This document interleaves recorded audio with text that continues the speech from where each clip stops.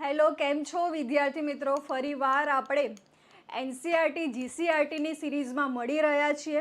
આપણે જિયોગ્રાફીનું આખું જે સેક્શન હતું એ કમ્પ્લીટ કર્યું હતું ને ત્યારબાદ આપણે હિસ્ટ્રી જે 3 લેક્ચર્સ અનિલ સરે લઈ લીધા હતા અને ચોથા લેક્ચરથી આપણે કન્ટિન્યુ કરવાના છીએ. ઓકે, તમને આઈ હોપ કે બધાને પીડીએફ મળી ગઈ હશે, એનું મટીરિયલ મળી ગયું હશે.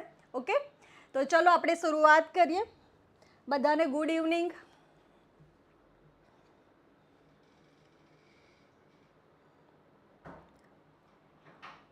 મિત Kumar good evening. Jignesh Parmar. Okay જિગ્નેશભાઈ, હું એડમિનમાં જણાવી દઈશ ટેસ્ટ માટે. ઓકે ઓકે ચલો તો આપણે કન્ટિન્યુ કરીએ આપણા લેક્ચર નંબર 4થી. અને આજનો ટોપિક બધાને ખબર છે કે હર્ષવર્ધન, ગુપ્તા, ચોલ અને પાલ, આ 4 ટોપિક વિશે આપણે એમસીક્યુ સોલ્વ કરવાના છીએ. 18 જેટલા આપણે એમસીક્યુ ઇમ્પોર્ટન્ટ લીધા છે, એમાં પીવાયક્યુનો પણ સમાવેશ કરેલો છે. તો આપણે 1 બાય 1 આપણે એમસીક્યુ સોલ્વ કરીશું, ધેન આફ્ટર એનું સોલ્યુશન પણ જોઈશું, જેમ આપણે જિયોગ્રાફીની સિરીઝ કન્ટિન્યુ કરી હતી એમ.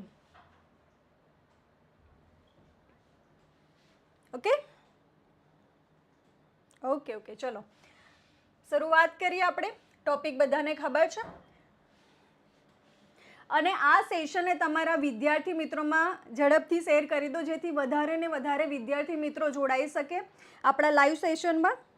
ઓકે ચલો, તો આપની સમક્ષ પ્રથમ ક્વેશ્ચન છે કે સ્કંદગુપ્તનો મંદસૌરનો જે શિલાલેખ અને ઇન્દોરનું જે તામ્રપત્ર દર્શાવે છે કે શું દર્શાવે છે? તમને ઓપ્શન આપેલા છે કે તેઓ વિવિધ કારીગરોના શક્તિશાળી સમૂહો હતા, તેઓ આર્થિક રીતે સદ્ધર હતા, તેઓ એક સ્થળેથી બીજા સ્થળે સ્થળાંતર કરતા હતા. ઓકે, સ્થળાંતર થતા હતા કાં તો કરતા હતા વેપાર અર્થે.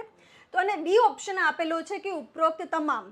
તો હવે આમાં આન્સર શું આવશે કે આ શિલાલેખ જે છે મંદસૌરનો અને જે ઇન્દોરનું તામ્રપત્ર છે એ શું દર્શાવે છે? ચલો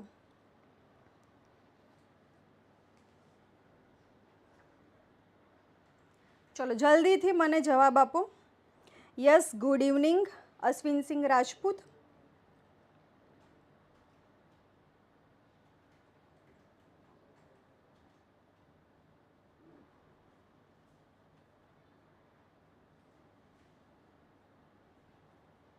યસ ઓકે, ગોવિંદભાઈએ ડી જવાબ આપ્યો છે. યસ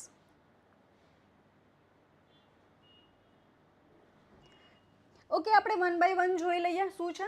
હવે આ જે સ્કંદગુપ્તનો જે મંદસૌરનો શિલાલેખ અને ઇન્દોરનું જે તામ્રપત્ર શું દર્શાવે છે? તો સ્કંદગુપ્તના સમયમાં આ જે શિલાલેખ મંદસૌરનો જે શિલાલેખ બન્યો હતો એમાં વિવિધ કારીગરોના શક્તિશાળી સમૂહ હતા.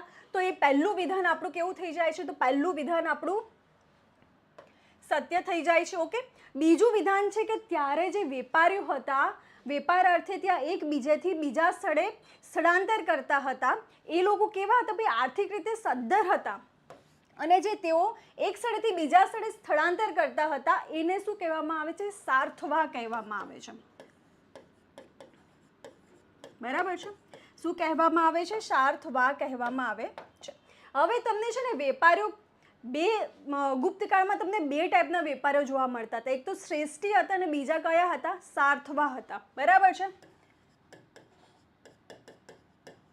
2 પ્રકારના વેપારીઓ તમને જોવા મળે છે. કયા કયા? એક તો શું હતું ભાઈ? શ્રેષ્ઠી અને બીજા કયા હતા? સાર્થવા. હવે જે મેં હમણાં કીધું એમ કે એક સ્થળેથી બીજા સ્થળે માલ સામાનને લઈને બરાબર છે વેચવા જતા હતા, સ્થળાંતર કરતા હતા, એ લોકો શું કહેવાયા? સાર્થવા કહેવામાં આવે છે. અને શ્રેષ્ઠી શું છે? તો એક જ સ્થાને રહીને વેપાર કરતા હતા. બરાબર છે, એક જ સ્થાને રહીને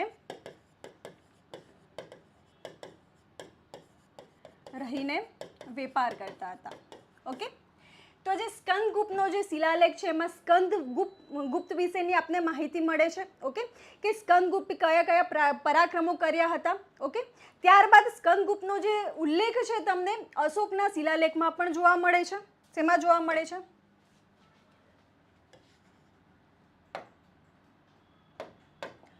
અશોકના શિલાલેખમાં પણ આપને સ્કંદગુપ્તનો ઉલ્લેખ જોવા મળે છે. એ તમને બધાને ખબર જ હશે. શેનાથી સંકળાયેલું છે? સુદર્શન તળાવનું શું કર્યું હતું ભાઈ? સમારકામ કરાવ્યું હતું. બરાબર છે. એનો સૂબો હતો ચક્રપાલિત. એના દ્વારા શું કર્યું હતું ભાઈ? સુદર્શન તળાવનું શું કરાવ્યું હતું? સમારકામ. ઓકે. તો આપણે ગુપ્ત વિશેની માહિતી બે રીતે મળે છે. એક તો સાહિત્ય પ્રકારના સ્ત્રોત તરીકે અને પુરાતત્વીય સ્ત્રોત. એટલે આપને કોઈ પણ માહિતી તમે જોઈ લો, ઐતિહાસિક માહિતી આપને કઈ રીતના મળે છે? એક તો સાહિત્યિક સ્ત્રોત તરીકેનું મળે છે. કયા કયા સાહિત્ય ક્ષેત્રે એની રચના થઈ હતી એના ઉપરથી આપને મળે છે. આપણે ફાહિયાની વાત કરીએ તો એના ગ્રંથમાં શું છે? તો ગુપ્ત વિશેની માહિતી આપેલી છે. યુએન સાંગ જે બરાબર છે હર્ષવર્ધનના સમયમાં આવ્યા હતા, તો એનું જે ગ્રંથ છે સિયુકી, એમાં પણ હર્ષવર્ધન વિશેના આર્થિક, સામાજિક, રાજકીય વિશેની માહિતી મળે છે. તો આપને સાહિત્યિક ક્ષેત્રની માહિતી મળે છે. અને ત્યારબાદ શું છે? પુરાતત્વીય. બરાબર છે. આમાં શું આવશે? ગુપ્તકાળના જે સિક્કાઓ છે, બરાબર છે, સમુદ્રગુપ્તે અલગ અલગ સિક્કાઓ બહાર પાડ્યા હતા. વીણા વગાડતાનો સિક્કો છે, તો એના પરથી આપણે માહિતી મળે છે કે ત્યારે સંગીત ક્ષેત્રનું શું હતું? પ્રધાનતા હતી વધારે. ઓકે. પછી મુદ્રાઓ છે, સ્થાપત્ય છે. સ્થાપત્યમાં પણ જોવા મળે કે મંદિરનું નિર્માણ થયું છે કે નહીં, અલગ અલગ સ્થાપત્યો બન્યા છે. તો આવી રીતે કોઈ પણ માહિતિક સ્ત્રોત આપને બે રીતે મળે છે. ઓકે. ખ્યાલ આવી ગયો? ખ્યાલ આવી ગયો. તો આપણો પહેલો આન્સર શું હતો ભાઈ? કારીગર વર્ગમાં આપણે જોઈએ છે કે શ્રેષ્ઠી અને સાર્થવા હતા. તો એમાં આપણે જોઈએ કે એક જગ્યાએથી બીજી જગ્યાએ સ્થળાંતર કરતા હતા, સાર્થવા હતા. અને આપણો જવાબ શું હતો ભાઈ? ડી આપણો જવાબ છે. શું છે? ડી આપણો જવાબ છે. એટલે મોટા ભાગને જેને પણ જવાબ આપ્યા છે બધાના જવાબ શું છે? સાચા છે. ઓકે. ખ્યાલ આવી ગયો? અને સ્કંદગુપ્તે અલગ અલગ સિક્કાઓ પણ બહાર પાડ્યા હતા.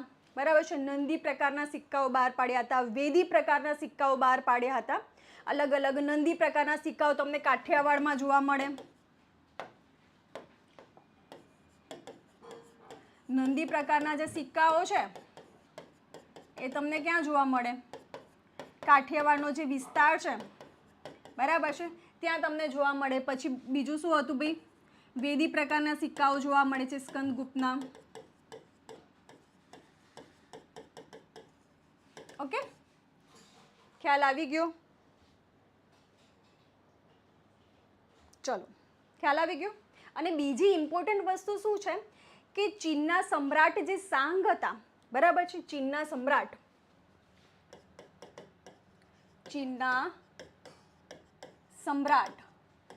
સાંગના દરબારમાં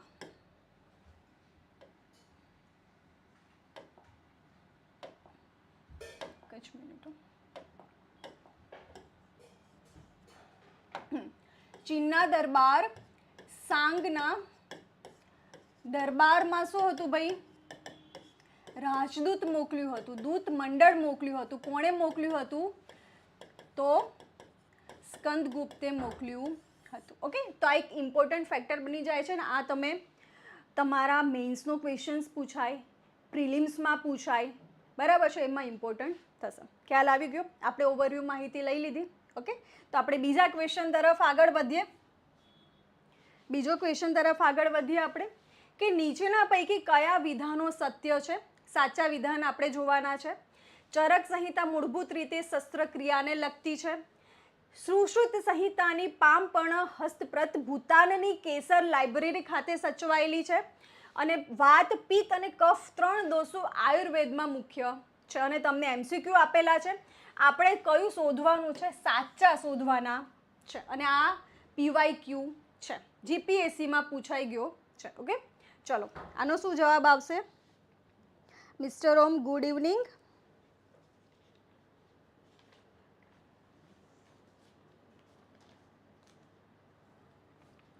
આ ગુપ્તકાલીન વિજ્ઞાન અને ટેકનોલોજીના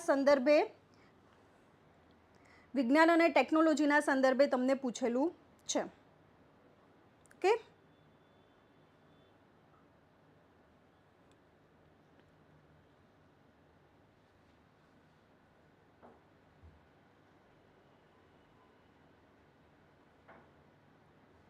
ખ્યાલ આવી ગયો? ચલો જવાબ આપો.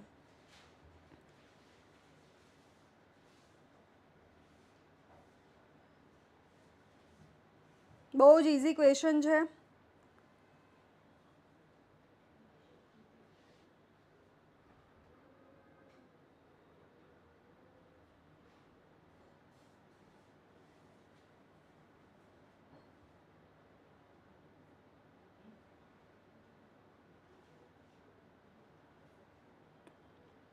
Okay,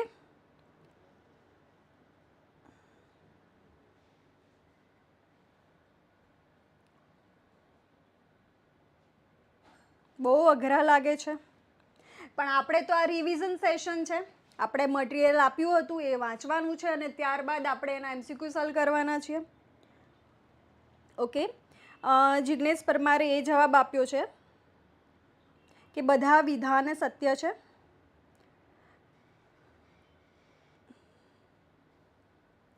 hello Khajurbhai. ઓકે, ચલો તો આનો જવાબ શું આવશે? પહેલાં આપણે જવાબ જોઈ લઈએ. જવાબ શું આવશે? ડી જવાબ આવશે. ઓકે, જવાબ શું આવશે? ડી જવાબ આવશે. હવે કઈ રીતના? સાચું કેમ ફક્ત 3 જ છે? જોઈ લો. ચરક સંહિતા મૂળભૂત રીતે શસ્ત્રક્રિયાને લગતી છે. શસ્ત્રક્રિયાને લગતી છે? વિચારો, શસ્ત્રક્રિયાને લગતી છે? નહીં. એમાં શું છે ભાઈ? ઔષધ વિજ્ઞાનને લગતી છે. તેમાં વિવિધ ઔષધિઓ કઈ યુઝ થતી હતી ગુપ્તકાળમાં એના વિશે માહિતી આપેલી છે. બરાબર છે? એટલે ઔષધ વિજ્ઞાનને લગતી તમને માહિતી આપેલી છે. આ ક્વેશ્ચન તમને પ્રિલિમ્સમાં પૂછાય છે, મેન્સમાં પૂછાય છે. ગુપ્તકાલીન વિજ્ઞાન અને ટેકનોલોજી વિશે માહિતી આપો. ઓકે,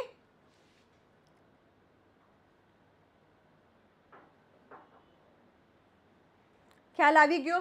ચલો, તો આપણે ઔષધિ વિજ્ઞાનને લગતી માહિતી છે શેમાં દર્શાવેલી છે? ચરક સંહિતામાં. તો જે શસ્ત્રક્રિયાને લગતી માહિતી છે શેમાં દર્શાવેલી છે?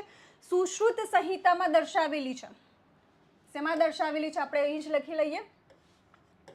ચરક સંહિતા, એના વિશેની માહિતી તમને શેમાં જોવા મળે છે? તો એની પહેલા આપણે શું જોઈ લઈએ? આનું નિર્માણ કોણે કર્યું હતું? આ ગ્રંથ છે. ઓકે, એનું નિર્માણ કોણે કર્યું હતું? તો મહર્ષિ ચરકે કર્યું હતું. જો તમને અહીંયા બધું જ રિવિઝન થઈ જશે. તમે જે પણ વાંચ્યું હશે થોડું બ્રેન સ્ટોર્મિંગ કરો, ક્વેશ્ચનનો આન્સર આપવાની કોશિશ કરો. ભલે ખોટો તો ખોટો જવાબ, પણ તમને અહીં પછી એક્સપ્લેન કરીશ એટલે તમને યાદ આવી જશે જે પણ તમે વાંચ્યું હશે. ઓકે, તો શું આવશે? મહર્ષિ ચરકે શેના વિશે માહિતી આપેલી છે? ઔષધ વિજ્ઞાન, ઔષધિઓની માહિતી આપેલી છે. ઓકે, ત્યારબાદ આપણે શું જોયું હતું? સુશ્રુત સંહિતા જોઈ હતી, જે તમને ક્વેશ્ચનમાં આપેલું છે. બરાબર છે? એને નિર્માણ કોણે કર્યું હતું? સુશ્રુતે. ઓકે, નું નિર્માણ કોણે કરેલું હતું? સુશ્રુતે. અને તેમાં શેની માહિતી આપેલી છે? શસ્ત્રક્રિયાને લગતી માહિતી આપેલી છે. કઈ માહિતી? શસ્ત્રક્રિયાને લગતી માહિતી આપેલી છે. હવે આ શસ્ત્રક્રિયાને લગતી માહિતીમાં બીજું શું છે? તો એમાં 121 પ્રકારના જે વાઢકાપ છે, એટલે વાઢકાપ કરવાના જે સાધનો છે, ઉપકરણો છે, એની માહિતી આપેલી છે. શેમાં? તો સુશ્રુત સંહિતામાં. શું આપેલું છે? 121 પ્રકારના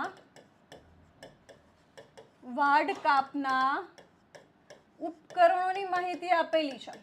જો એ સમયે પણ શું થતું હતું ભાઈ? શસ્ત્રક્રિયા, વાઢકાપ થતી હતી, માથામાં શું કહેવાય ઓપરેશન થતું હતું. એવી રીતે અલગ અલગ 121 પ્રકારના વાઢકામના ઉપકરણો દર્શાવવામાં આવે છે.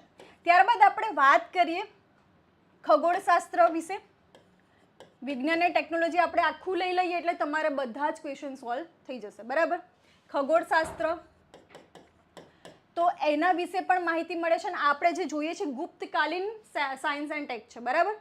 ખગોળશાસ્ત્રમાં કોણે માહિતી આપી હતી? તો એક તો આર્યભટ્ટ છે, આપને બધાને ખબર છે. ઓકે, એનો ગ્રંથ કયો છે? તો આર્ય સિદ્ધાંતિકા. કયો ગ્રંથ છે?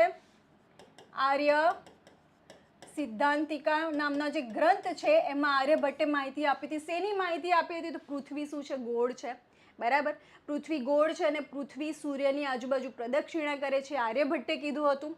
ઓકે, ત્યારબાદ બીજું શું છે? વરામિહિર. ઓકે, ત્યારબાદ બીજું શું છે? વરામિહિરે પણ આના વિશે માહિતી આપી હતી. એનો ગ્રંથ કયો છે? તો પંચ સિદ્ધાંતિકા ગ્રંથ છે. કયો? પંચ સિદ્ધાંતિકા ગ્રંથમાં તેણે ખગોળશાસ્ત્ર વિશે માહિતી આપી હતી. ઓકે, ખ્યાલ આવી ગયો. ત્યારબાદ આગળ વધી હવે ગણિત શાસ્ત્ર. બરાબર છે, ગણિત શાસ્ત્ર. ગણિત શાસ્ત્રમાં પણ આર્યભટ્ટે આમાં પણ માહિતી આપી હતી. શું આપી હતી? પાઈનું મૂલ્ય, પાઈનું મૂલ્ય, વર્ગમૂળ, ઘનમૂળ એ બધાની રીત શોધવાની રીત તેને શું કહે ઉલ્લેખ કરેલો છે. ઓકે, પાઈનું મૂલ્ય, વર્ગમૂળ, ઘનમૂળ, શોધવાની રીત એ બધાનો ઉલ્લેખ તેણે કરેલો છે. ઓકે, ખ્યાલ આવી ગયો? ખ્યાલ આવે છે ને બધાને? બરાબર, ચલો હવે ત્યારબાદ છે બ્રહ્મગુપ્ત. એમને પોતાનું બ્રહ્મ સિદ્ધાંતિકામાં શું આપેલું છે? બરાબર છે, દ્વિઘાતના જે સમીકરણો છે તેના ઉકેલવાની રીત આપેલી છે. પછી વિકિરણો માપવાની જે લંબાઈ છે એની રીત કેવી રીતે, એની રીત કેવી રીતે માપવું એની રીત આપેલી છે. તો અલગ અલગ ગણિતશાસ્ત્ર, ખગોળશાસ્ત્ર વિશે માહિતી આપેલી છે. ત્યારબાદ આપણે વાત કરીએ રસાયણ વિજ્ઞાન.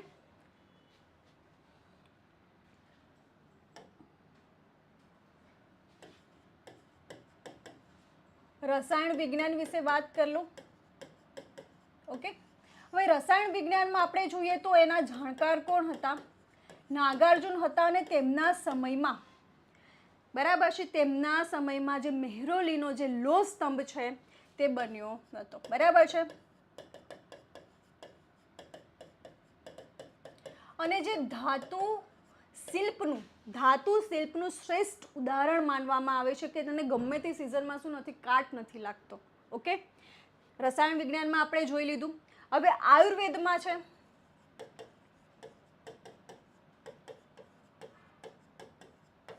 બરાબર છે, ધન્વંતરી નામ છે એમનું. તેમને આયુર્વેદ વિજ્ઞાનના જાણકાર હતા. ઓકે, ખ્યાલ આવી ગયો? બધાને ખ્યાલ આવી ગયો? આપણે ડિટેલમાં સરસ મજાનું સાયન્સ એન્ડ ટેક લઈ લીધું છે. ઓકે,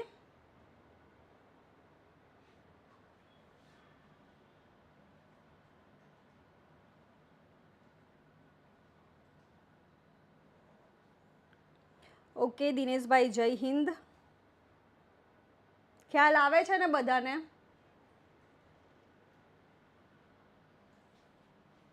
ચલો, તો આપણો જવાબ શું હતો? ડી જવાબ હતો.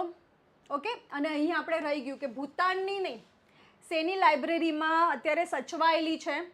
બરાબર, નેપાળની. શું છે? નેપાળની જે રાજધાની છે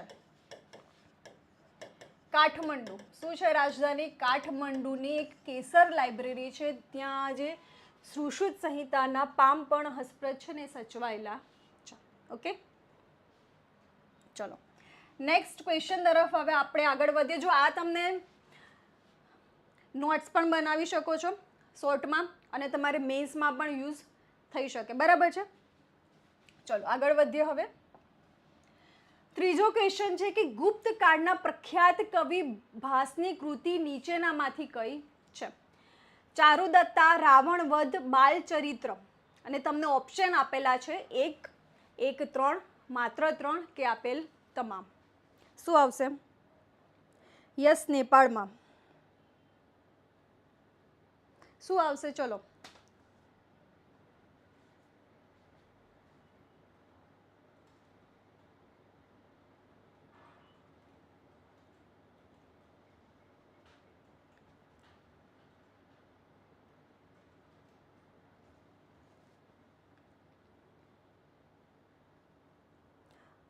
મિસ્ટર ઓમે બી જવાબ આપ્યો છે. ઓકે,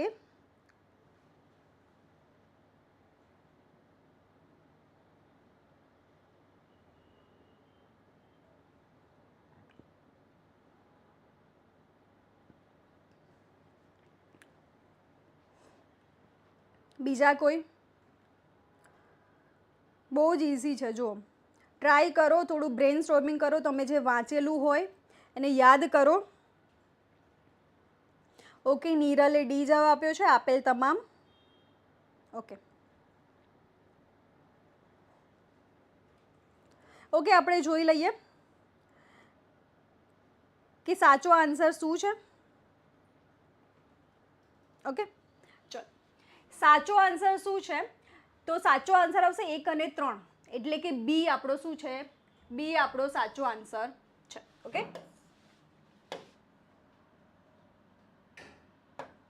બી આપણો શું છે? સાચો આન્સર છે 1 અને 3. શું છે? એકમાં ચારુદત્તા અને ત્રીજામાં શું છે? બાલ ચરિત્ર. ઓકે, ચારુદત્તામાં શું આપેલું છે? તો દરિદ્ર ચારુદત્તા, એનું આખું નામ એવી રીતના છે, દરિદ્ર ચારુદત્તા. ઓકે, આની રચના તો કોણે કરી છે? કવિ ભાસે કરી છે. ચારુદત્તાને બાલ ચરિત્ર. ચારુદત્તામાં શું છે કે વસંત સેનની એક ગણિકા છે, વસંત સેન નામની એક ગણિકા છે, એનું આપણે વર્ણન આમાં ઉલ્લેખ કરેલો છે. ગણિકા છે એક, આ માહિતી આપેલી છે, એનું વર્ણન કરેલું છે.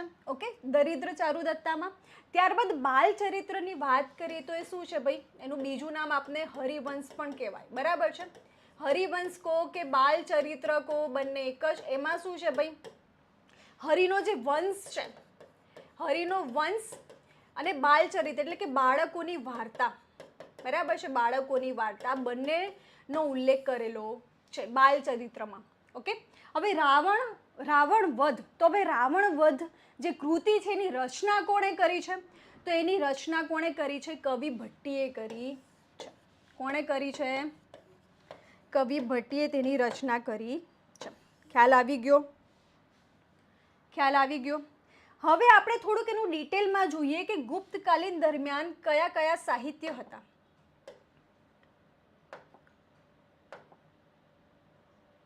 ઓકે, ગુપ્તકાલીન દરમિયાન કયા કયા સાહિત્ય હતા થોડુંક આપણે ડિટેલમાં જોઈ લઈએ તો તમને થોડુંક રિવિઝન પણ થઈ જાય. ગુપ્તકાલીન સાહિત્ય એની આપણે વાત કરી લઈએ તો હવે એવું મનાય છે કે ગુપ્તકાળમાં જે સાહિત્ય ક્ષેત્રે શું હતો ભાઈ? સુવર્ણકાળ મનાય છે. ગુપ્તકાળને શું કહેવામાં આવે છે? સાહિત્ય ક્ષેત્રનો સુવર્ણકાળ માનવામાં આવે છે. કેમ કે કેટલા બધા કવિઓ ત્યારે મહાકાવ્યો છે, ગ્રંથો છે, નાટકો છે, એ બધાની રચના કરી હતી. એમાં સૌથી વિશેષ સ્થાન કોનું છે? કાલિદાસનું છે. બરાબર છે? કાલિદાસનું છે. ચંદ્રગુપ્ત દ્વિતીયના દરબારના નવરત્નમાંના એક કાલિદાસ હતા, જેણે બહુ બધા ગ્રંથો અને મહાકાવ્યોની રચના કરી હતી. હવે કાલિદાસ વિશે આપણે જોઈએ એની પહેલા હું જણાવી દઉં કે જે ગુપ્તકાળમાં જે સાહિત્ય હતું એમાં શું હતું ભાઈ? ધર્મ રિલેટેડ પણ એના સાહિત્ય રચાયા હતા અને ધર્મેન્તર એટલે કે ધર્મ સિવાયના જે સાહિત્યો છે એની પણ રચના તમને જોવા મળે છે. એટલે કે ધર્મ સિવાયના જે સાહિત્ય છે તેની રચના પણ તમને જોવા મળે છે. આપણે ધર્મની વાત કરીએ તો ધર્મમાં શું છે ભાઈ? મહાભારત છે ભાઈ, કૃષ્ણના રિલેટેડ છે, રામ ભગવાનના રિલેટેડ છે, રામાયણ છે, એટલે કે રાવણ વધ વિશેની પણ માહિતી આપને જોવા મળે છે. ઓકે, મહાવીર એવું કંઈક નામ છે, એમાં પણ તમને મહાવીર ચરિત શું છે? મહાવીર ચરિતમાં તમને રામ અને જે રાવણ છે એના યુદ્ધની માહિતી આપને જોવા મળે છે. ઓકે, મહાવીર ચરિત એની રચના કોણે કરી છે? તો એની રચના ભવભૂતિએ કરી છે. ઓકે, રચના ભવભૂતિએ કરી છે. પછી તે સિવાયના આપણે જોઈએ તો શું? પ્રણય કથા, તમને પ્રણય કથા જોવા મળે છે. પછી યુદ્ધ વિશેના ગ્રંથો તમને જોવા મળે છે. યુદ્ધની માહિતી એટલે કે કોઈ પરાક્રમ કર્યા હોય એની માહિતી તમને જોવા મળે છે. પ્રકૃતિ વર્ણન તમને જોવા મળે છે. ઓકે, પ્રકૃતિ વર્ણન જોવા મળે છે. પ્રકૃતિ વર્ણનમાં તમને શું જોવા મળે છે? કાલિદાસનું જ છે મહાકાવ્ય શું છે? મેઘદૂત. અને બીજું શું છે? ઋતુ સંહાર. ઓકે, એમાં અલગ અલગ ઋતુ વિશેની માહિતી જોવા મળે છે. અને મેઘદૂત એ પણ શું છે, પ્રકૃતિનું વર્ણન જ છે, ઋતુ આધારિત છે. ઓકે, ખ્યાલ આવી ગયો. હવે આપણે પ્રણય કથાની વાત કરીએ, કાલિદાસમાં જ આપણે પ્રણય કથાની વાત કરીએ. ઓકે, ખ્યાલ આવે છે ને બધાને? ઓકે, ચલો પ્રણય કથાની આપણે વાત કરીએ તો પ્રણય કથામાં શું છે, માલવિકાગ્નિમિત્રમ, વિક્રમો વર્ષિયમ,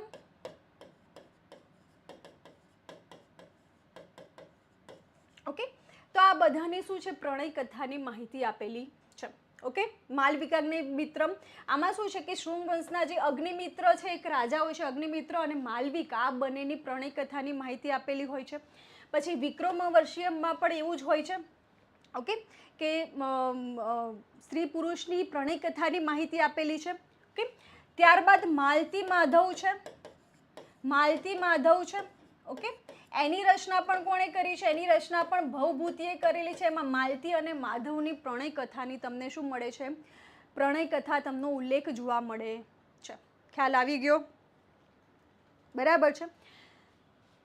હવે મેં વાત કરી એમ કે મહાવીર ચરિત છે, પછી ઉત્તર રામચરિત છે, ઉત્તર રામચરિત, એની રચના પણ કોણે કરી છે, એની રચના પણ ભવભૂતિએ જ કરેલી છે. ઓકે, ઉત્તર રામચરિતમાં પણ એમાં એવું હોય છે કે રામ સીતાના શું કહેવાય છે, બે અલગ થયા ત્યારથી લઈને એમના મિલન વિશેની જે આખી વાર્તા છે ઉત્તર રામચરિતમાં કરેલી છે. ત્યારબાદ રાજકીય ક્ષેત્રે પણ તમને જોવા મળે છે, રાજકીય ક્ષેત્રે પણ તમને અમરકોશ જોવા મળે છે, કે રાજકીય વિશે માહિતી આપેલી છે કે શાસન કેવું હોવું જોઈએ. બરાબર છે.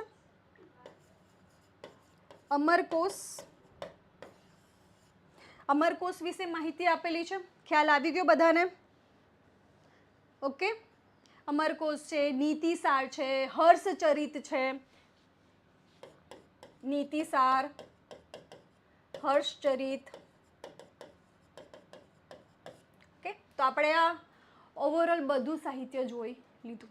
ઓકે, ખ્યાલ આવી ગયો?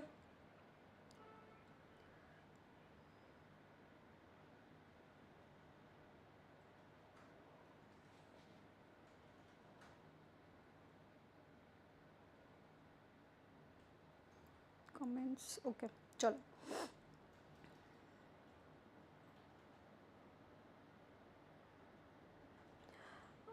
દિગ્વિજયસિંહ, આપણે જીસીઆરટી એનસીઆરટીની જે પીડીએફ છે ટેલિગ્રામમાં ક્યારની મૂકી દીધી છે. તમે થોડુંક ઉપરની તારીખમાં સ્ક્રોલ કરો, આપણે ક્યારની મૂકી દીધી છે પીડીએફ. ઓકે, આજે નથી મૂકી પણ આગળની તારીખોમાં મૂકેલી છે, 2-3 વાર મુકાઈ ગઈ છે, તમે ચેક કરી લેજો. ચલો, તો આપણે આપણા જે નેક્સ્ટ ક્વેશ્ચન તરફ વધીએ. આમાં ખ્યાલ આવી ગયો બધાને? ચલો,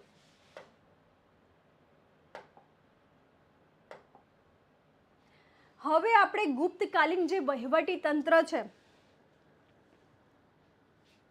થોડું જવાબ આપતા રહો, ભલે ખોટો તો ખોટો. બરાબર છે, જેટલા મિત્રો જોવે છે જવાબ આપજો. ચલો, ગુપ્ત યુગના વહીવટી તંત્રના સંદર્ભે આપણે યોગ્ય જોડકા જોડવાના છે. ઓકે, હવે લશ્કરી વડો આપેલું છે, દફતર અધિકારી, મહેસૂલી તંત્રનો વડો અને યુદ્ધ મંત્રી, અને તમને જોડકા આપેલા છે, કયો વિભાગ સાથે તેનો વડો કયો છે. ઓકે, ઉપરી અધિકારી કયો છે, એના વિશે આપણે જોડકા જોડવાના છે. ચલો, થોડું યાદ કરો જે પણ વાંચેલું છે.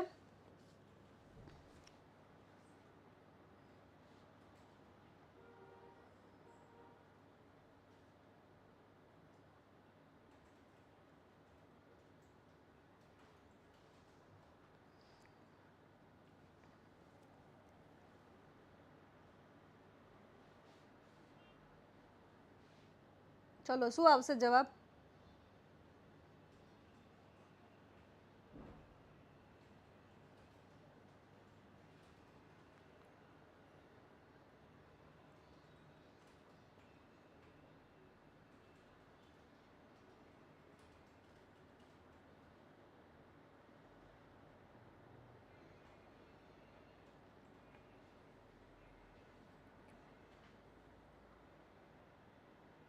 ચલો આપણે જોઈ લઈએ, કંઈ વાંધો નહીં. Yes, 4A. ઓકે, એકદમ સાચું છે, એકદમ સાચું છે. ચલો,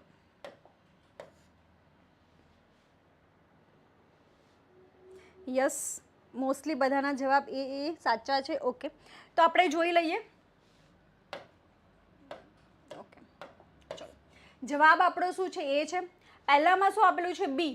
લશ્કરી ખાતાનો જે વડો છે એ કયા નામે ઓળખાય છે? તો મહાબલાધિકૃત તરીકે ઓળખાય છે. એક્ઝામમાં પૂછાય છે એટલે યાદ રાખજો. હો, આપણે હમણાં લિસ્ટ પણ જોઈ લઈએ છે કયા વિભાગનો વડો કયા નામે ઓળખાય છે. લશ્કરી વડો મહાબલાધિકૃત. દફતર અધિકારી, બરાબર છે, કયા નામે ઓળખાય છે? તો પુસ્તપાલ તરીકે ઓળખાય છે. મહેસૂલી તંત્રનો વડો કયા નામે ઓળખાય છે? તો મહાક્ષપટલિક તરીકે ઓળખાય છે.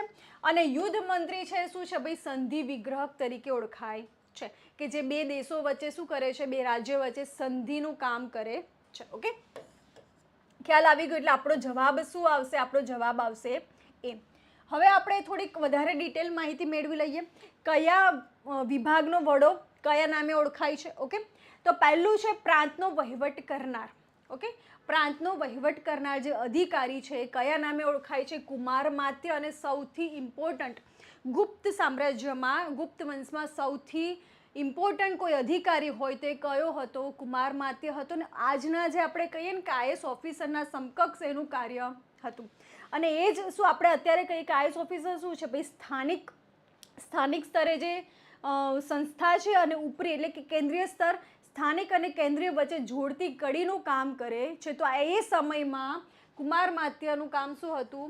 જોડતી કડીનું કામ હતું. કેન્દ્રીય સ્તરે અને ગ્રામ્ય સ્તરે જોડવાનું કાર્ય કોણ હતું? કુમારમાત્ય. એટલે શું કહેવામાં આવે છે? સૌથી ઉચ્ચ પદ ધરાવતો હતો. ઓકે, ખ્યાલ આવી ગયો. પ્રાંતોનો વહીવટ કરનાર. હવે યુદ્ધ મંત્રી, હમણાં જ આપણે વાત કરી યુદ્ધ મંત્રી. મહાસંધિ વિગ્રહક કેને કહેવામાં આવે છે? ત્યારબાદ ન્યાયાધીશ કયા નામે ઓળખાતા હતા? મહાદંડ નાયક તરીકે ઓળખાતા હતા. તમને ખ્યાલ આવી જાય, દંડ નાયક એટલે શું આવશે? ન્યાયાધીશ આવશે. સૈન્ય વિભાગનો વડો જે હમણાં જોયું આપણે, મહાબલાધિકૃત લશ્કરી વડો આપણે એને કહીએ. ઓકે, પછી પુસ્તપાલ, હમણાં જોયેલું કે દફતર અધિકારીને આપણે શું કહીએ છીએ? પુસ્તપાલ નામે ઓળખીએ છીએ. રાજમહેલના અંગરક્ષકનો વડો કોને કહેવામાં આવે છે? તો મહાપ્રતિહાર.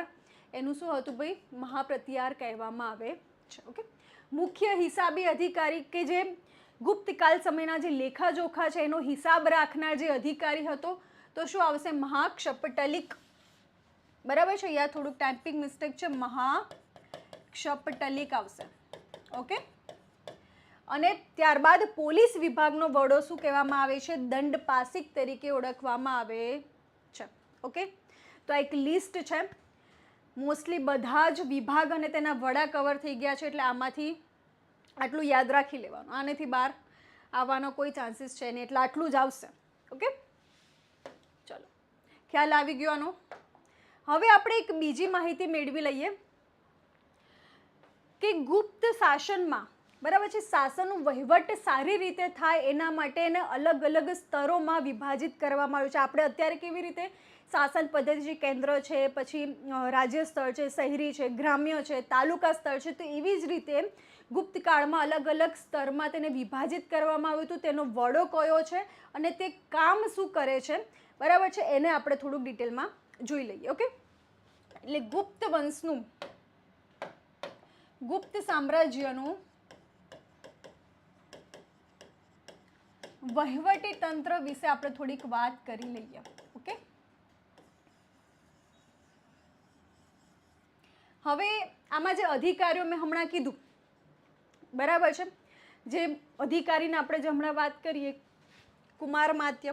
ઓકે, તો આ બધા જે અધિકારીઓ હતા એ બધાને વેતન કેવી રીતે આપવામાં આવતું હતું? તો વેતન રોકડમાં આપવામાં આવતું હતું. ઓકે, અમુક ભાગે જ કોઈ અધિકારીને શું કરવામાં આવતું હતું? જમીન એઝ અ વેતન આપવામાં આવતું હતું. પરંતુ બધા જ મોસ્ટલી બધા જ અધિકારીઓને રોકડમાં વેતન આપવામાં આવતું હતું. ઓકે, ખ્યાલ આવી ગયો.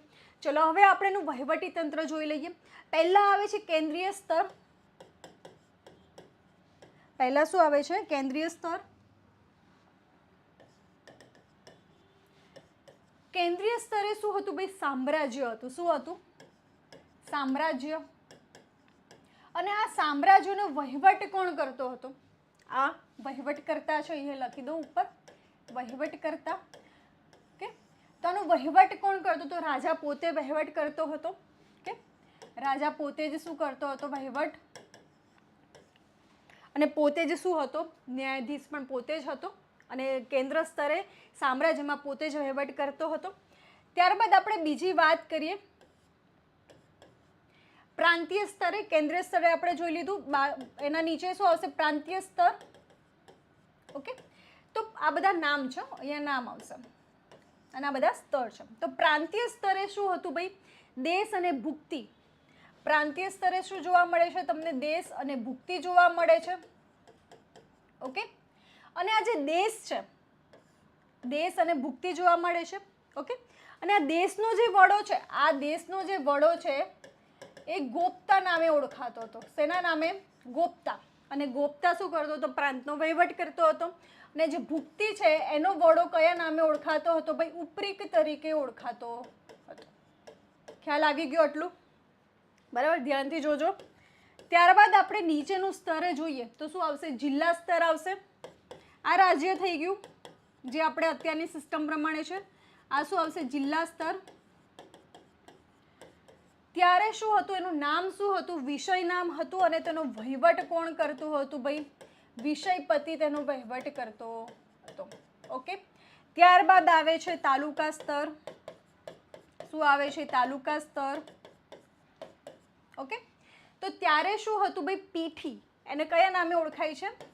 પીઠી નામે ઓળખાય છે. ઓકે, અને ત્યારબાદ આવે છે પાંચમું હતું. શું હતું ભાઈ? ગ્રામ્ય સ્તર હતું. અને વહીવટનું સૌથી નાનામાં નાનું એકમ શું હતું ભાઈ? ગ્રામ્ય સ્તર હતું. ઓકે, એનું નામ શું હતું? ગ્રામ્ય જ હતું. અને એનું વહીવટ કોણ કરતું હતું? ગ્રામાધ્યક્ષ. ગ્રામાધ્યક્ષ તેનો વહીવટ કરતો હતો. ઓકે, તો આપણે એક વહીવટી તંત્ર જોઈ લીધું. ઓકે, કે કયા સ્તરે કોઈ નામ હતું અને તેનો વહીવટ કોણ કરતું હતું. ઓકે, તો ચલો આપણે નેક્સ્ટ ક્વેશ્ચન તરફ આગળ વધીએ. હવે પાંચમો ક્વેશ્ચન છે આપણો કે ચોલ. હવે ચોલ આવ્યું, બરાબર છે. આપણે ગુપ્ત વિશે સારી માહિતી મેળવી લીધી, સાહિત્ય ક્ષેત્રે, વહીવટી ક્ષેત્રે, સાયન્સ એન્ડ ટેક ક્ષેત્રે. હવે આવે છે ચોલ સામ્રાજ્ય વિશે નીચેના વિધાનો ધ્યાનમાં લો. સાચા વિધાન આપણે જોવાના છે. તાંજોરના બૃહદેશ્વર મંદિરનું નિર્માણ ચોલ શાસકો દ્વારા કરવામાં આવ્યું હતું. નટરાજની પ્રખ્યાત કાશ્ય મૂર્તિની સ્થાપના ચોલ શાસકો દ્વારા કરવામાં આવી હતી. અને ચોલ રાજવંશ માટે મહત્વની અવરોધરૂપ બાબતોમાં એક એ હતી કે તે નૌસેનાનો શું હતો ભાઈ? અભાવ હતો. ઓકે, ચલો આ લોજિકવાળો ક્વેશ્ચન છે. અને નીચે તમને શું આપેલા છે? ઓપ્શન આપેલા છે. તો આપણે શું જોવાનું છે? સત્ય વિધાન જાણવાનું છે.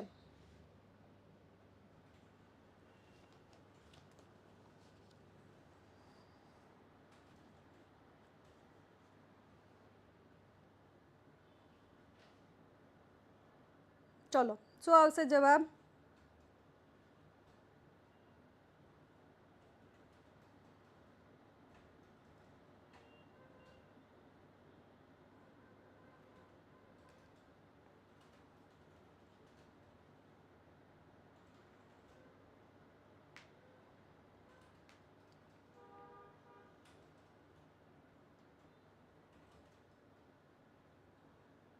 ડી.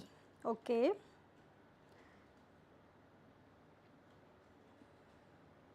ત્યારબાદ બીજા લોકો.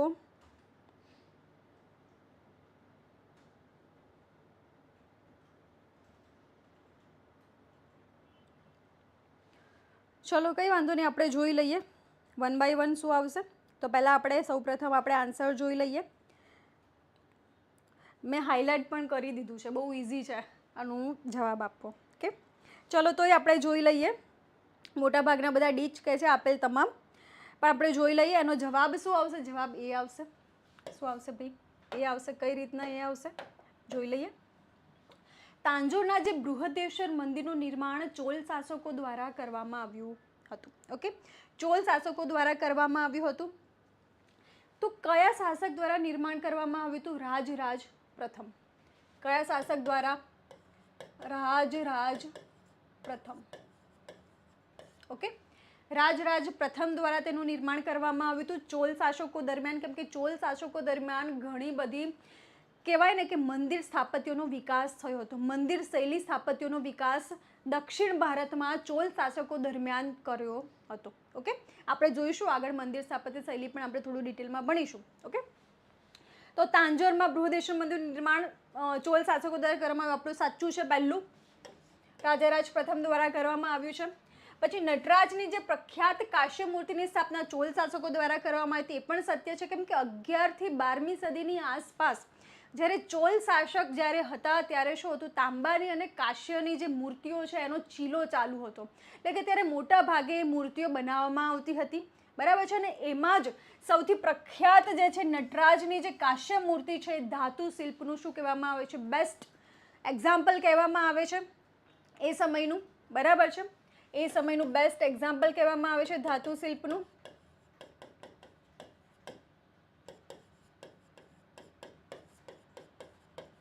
હવે આપને મળી હતી ક્યાં એ પણ છે ને.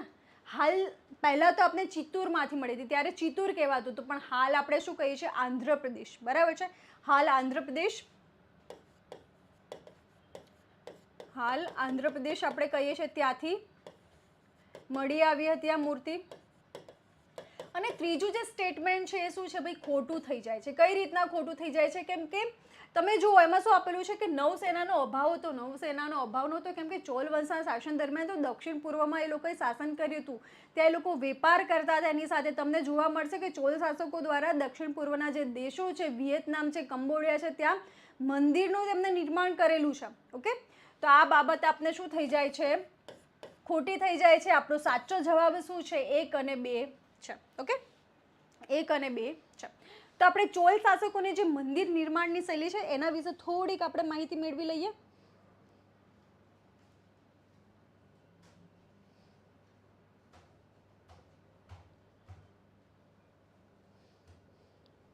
ઓકે, ચલો.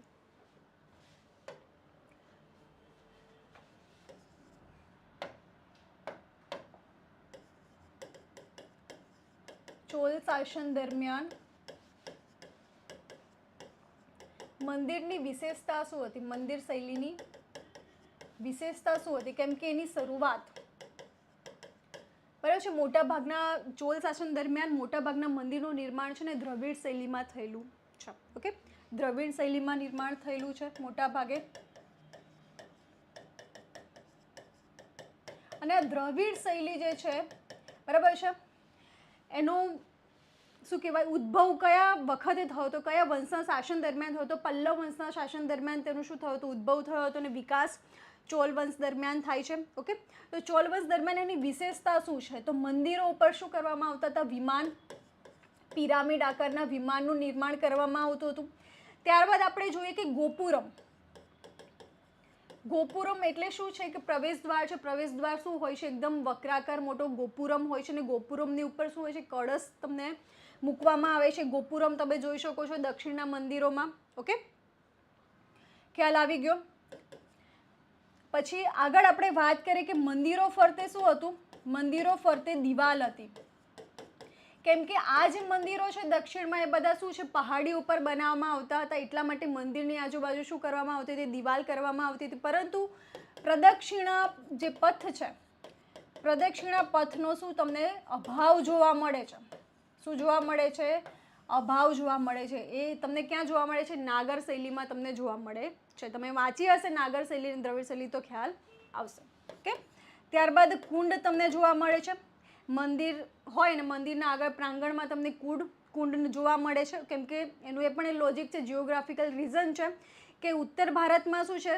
તો ઉત્તર ભારતમાં 12 નદીઓ છે, જ્યારે દક્ષિણ ભારતમાં જે વરસાદ છે કેવો છે? ઓછો છે. એના કારણે એ લોકો પાણી સંગ્રહ માટે કુંડની સ્થાપના કરતા હતા. બરાબર છે, મંદિરના આગળ પ્રાંગણમાં. પછી દ્વારપાલ હોય છે, બરાબર છે, જે ગેટ હોય છે એની આજુબાજુ તમને દ્વારપાલ જોવા મળે છે. દ્વારપાલ તમને જોવા મળે છે. ઓકે, ખ્યાલ આવે છે ને? ચલો, તો આપણે આ આટલી વસ્તુ જોઈ લીધી. ઓકે, એક જ મિનિટ. ઓકે, ખ્યાલ આવી ગયો? સાયલેન્ટ કરી દો એક મિનિટ મોબાઈલ. ચલો, ખ્યાલ આવી ગયો ને બધાને? આટલી વિશેષતા આપણે જોઈ લીધી. હવે નેક્સ્ટ ક્વેશ્ચન તરફ આગળ વધીએ.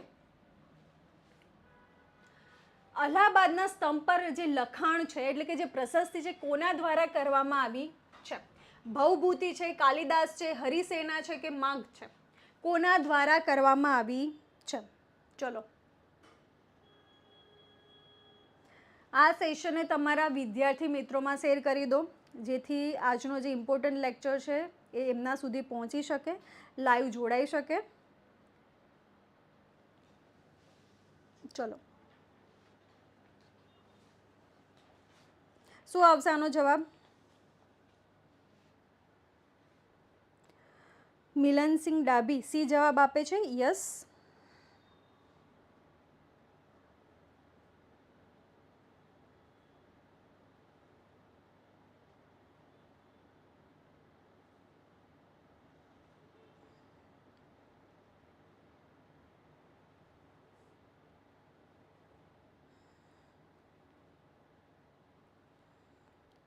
યસ. નીરલભાઈએ, નીરલ સિસરા સી જવાબ આપે છે.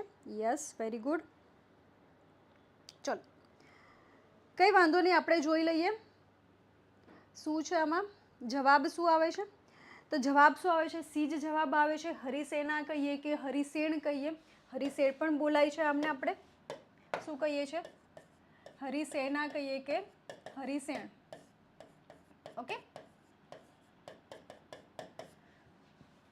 તેમણે શું કર્યું છે? અલ્હાબાદના સ્તંભ પર એક લખાણ કોતરાવ્યું છે. કોના દ્વારા કરવામાં આવ્યું છે? તો કોની માહિતી આપે છે? સમુદ્રગુપ્તની માહિતી આપે છે. કોની માહિતી આપે છે? તો સમુદ્રગુપ્તના જે પરાક્રમો છે, યુદ્ધના જે પરાક્રમો છે, એના વિશેની માહિતી તમને આપે છે. કયો? અલ્હાબાદનો જે સ્તંભ છે. ઓકે, હવે શું હતું કે અલ્હાબાદનો જે સ્તંભ હતો, ઓકે, એ પહેલાં ક્યાં હતો? એ પહેલાં કૌશાંબીમાં હતો. પરંતુ અકબર એને ક્યાં લઈને આવ્યો હતો?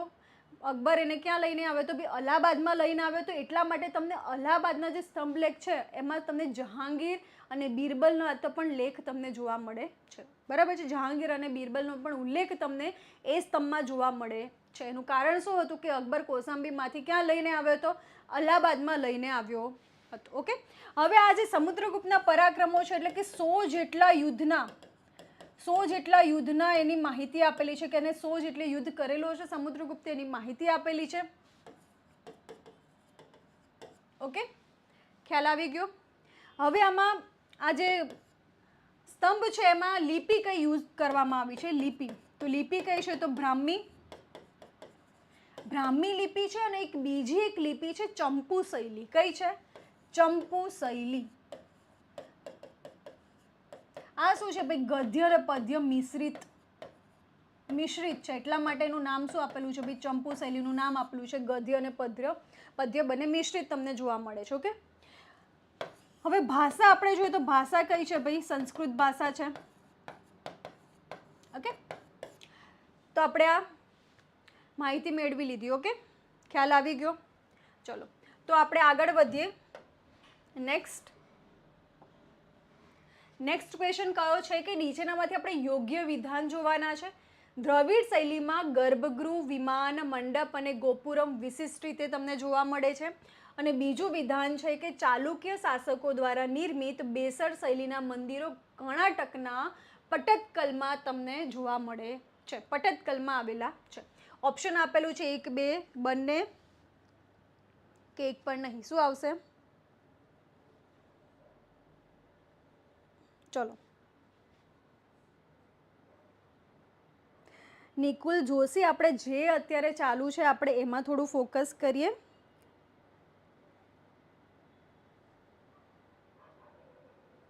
એ જે તે સમયે જે તે વિષય આવશે આપણે એમાં કવર કરી લઈશું. ઓકે. મિલનસિંહ ડાભી સી જવાબ આપે છે. બંને એમના વિધાનો સાચા છે. Yes, introvert C.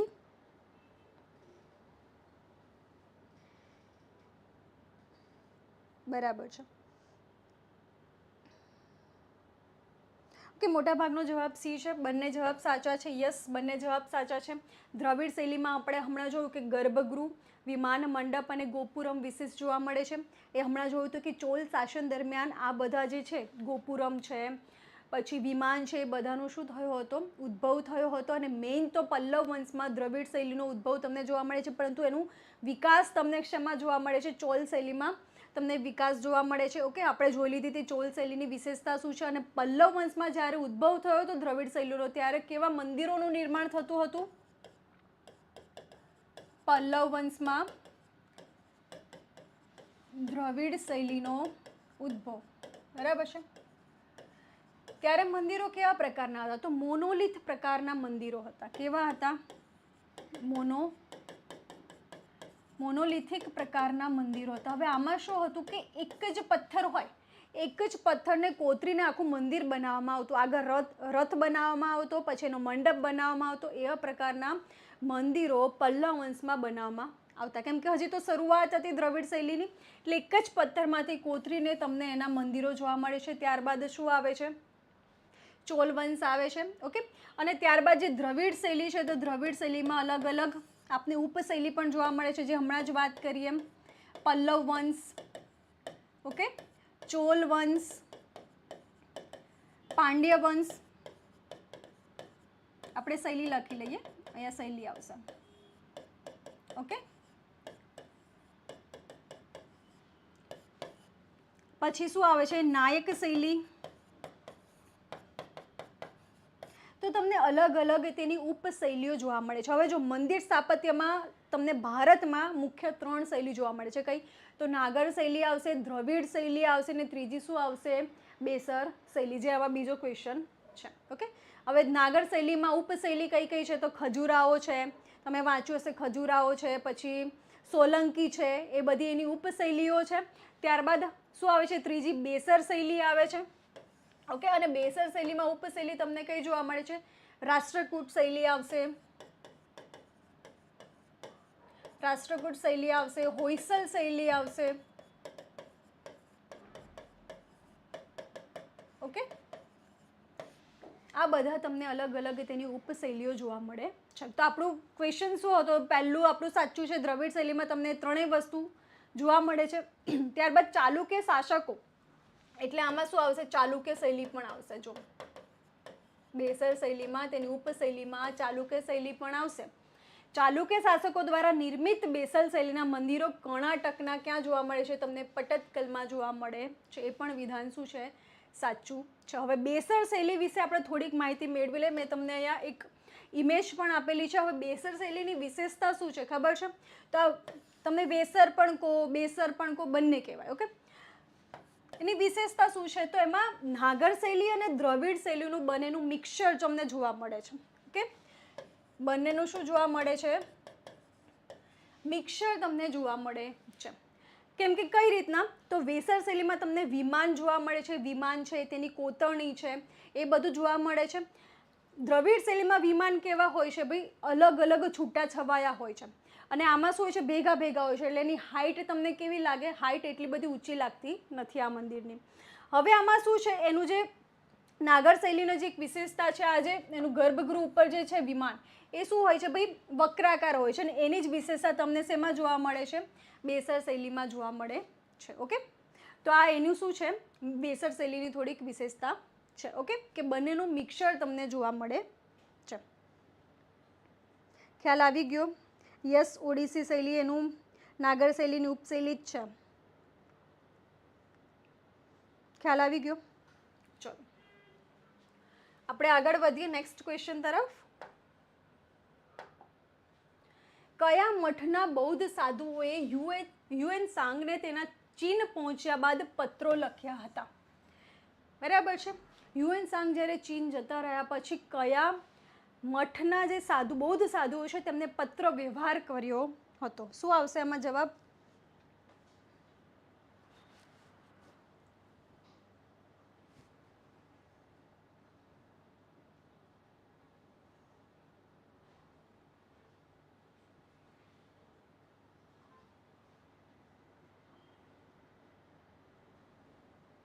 શું આવશે?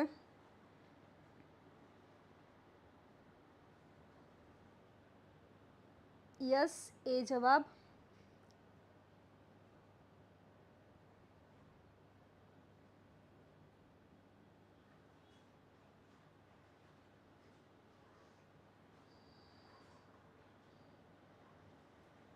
ઓકે ચલો, એ જવાબ શું છે આપણો? સાચો છે.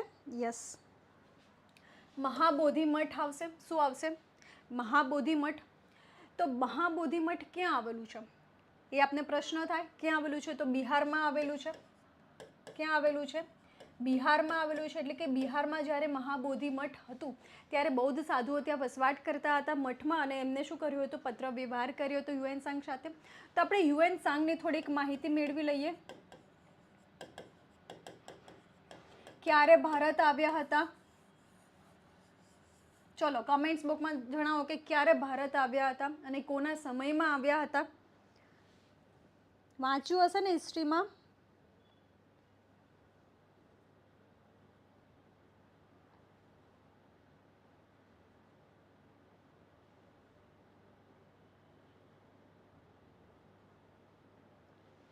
મિસ કપૂરિયા, ચલો હિસ્ટ્રીમાં વાંચ્યું હશે ને તમે?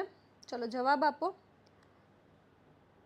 કોના શાસન દરમિયાન અને કઈ સાલમાં આવ્યા હતા ભારત?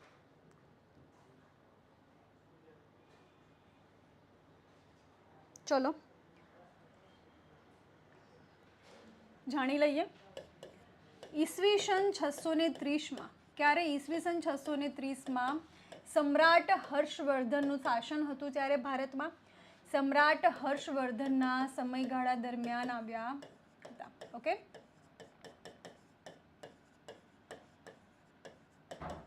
અને એટલા માટે જ સમ્રાટ હર્ષવર્ધનનો જે રાજકીય, આર્થિક, સામાજિક જે માહિતી છે એમનો જે ગ્રંથ છે, કયો ગ્રંથ છે? સીયુકી. સીયુકી નામનો જે ગ્રંથ છે એમાં હર્ષવર્ધનના સમયની જે રાજકીય, સામાજિક, આર્થિક આ બધી માહિતી તમને મળે છે. ઓકે, ખ્યાલ આવી ગયો? ચલો ત્યારબાદ આપણે વાત કરીએ કે આ જે યુએન સાંગ છે તો તે સમયના શું કહેવાતા હતા? બુદ્ધ ભગવાન કહેવાતા હતા.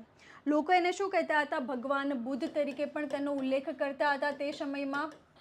અને એટલા માટે જ હજી તમે જુઓ, બરાબર છે, ચીન છે, તિબેટ છે, એમાં એના અમુક અમુક મૂર્તિઓ સાથેના મંદિરો પણ તમને જોવા મળે છે. યુએન સાંગના ચીનમાં મૂર્તિઓ સાથે તમને મંદિરો પણ જોવા મળે છે. ઓકે, એટલે ભગવાન બુદ્ધ તરીકે જે તે સમયે તે લોકો માનતા હતા. ઓકે, ખ્યાલ આવી ગયો? ચલો તો આગળ આપણે વધીએ હવે નેક્સ્ટ ક્વેશ્ચન તરફ. ચલો, ગુપ્તકાલીન સંસ્કૃત સાહિત્યને જો હમણાં જ આપણે સાહિત્ય ભણી ગયા તો આ ઇઝી રહેશે તમને સોલ્વ કરવું.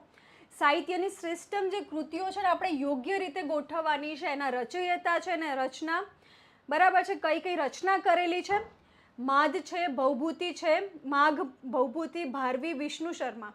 ઓકે, અને સામે એની રચના આપેલી છે. તો આમાંથી કયો ઓપ્શન સાચો છે? કયો ઓપ્શન સાચો છે આપણો? શું આવશે જવાબ?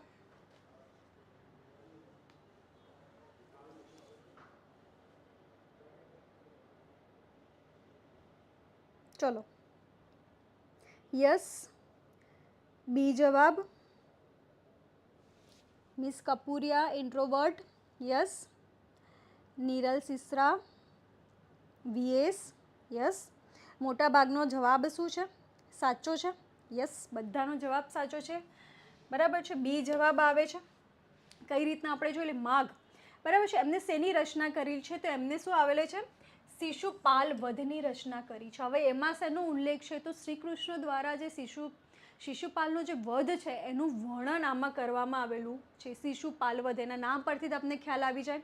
હવે ત્યારબાદ શું છે, ભવભૂતિ છે. તો ભવભૂતિની રચના આપણે હમણાં જ ભણી ગયા. આગળ જે સાહિત્યનો ક્વેશ્ચન હતો એમને શું છે, માલતી માધવ. માલતી માધવ શું છે, એક પ્રણય કથા છે. માલતી અને માધવનું એક પ્રણય કથાનો ઉલ્લેખ કરેલો છે. ઓકે, ત્યારબાદ આપણે ભવભૂતિમાં જોયું હતું અને બીજી બે અલગ જે ગ્રંથ છે એની પણ નિર્માણ કરેલી છે, એક રચના કરેલી છે. એનું શું હતું નામ, મહાવીર ચરિત, અને બીજું શું હતું, ઉત્તર રામચરિત.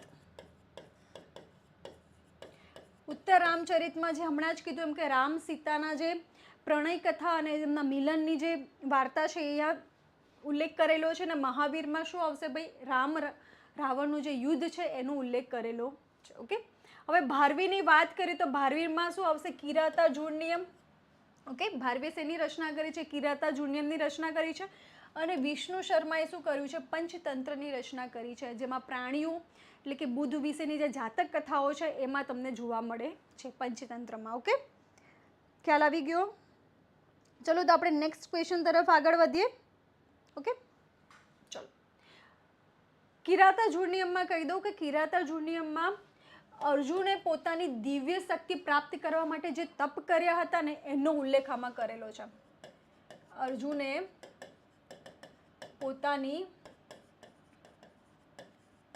દિવ્ય શક્તિ પ્રાપ્ત કર્યા હોવાના તપનો ઉલ્લેખ આમાં તમને જોવા મળે છે. ઓકે, ખ્યાલ આવી ગયો. ચલો નેક્સ્ટ ક્વેશ્ચન તરફ આગળ વધીએ. હવે ચલો, હર્ષે બે મહાન ધાર્મિક સભાઓ કરી હતી કે નીચેનામાંથી કયા સ્થળે યોજાઈ હતી. બે મહાન ધાર્મિક સભાઓ એમને કરી હતી, જે નીચેના પૈકી કયા સ્થળે યોજાઈ હતી, કનોજ, વલ્લભી, પ્રયાગ, થાણેશ્વર. શું આવશે? અને આ બે જે સભા છે ખૂબ જ પ્રખ્યાત છે. ઓકે,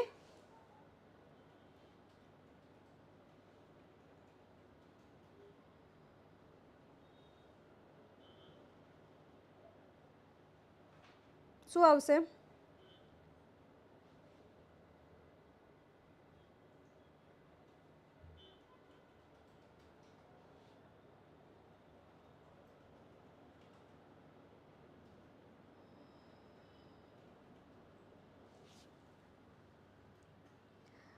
બી જવાબ. ઓકે, ધ્યાનથી જોજો.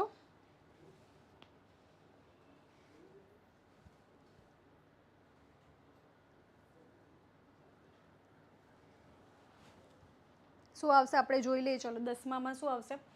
શું આવશે? એ જવાબ આવશે, કનોજ અને પ્રયાગ. આમ તો એ દર વર્ષે હર્ષ શું કરતો હતો, તો હર્ષવર્ધન દર 5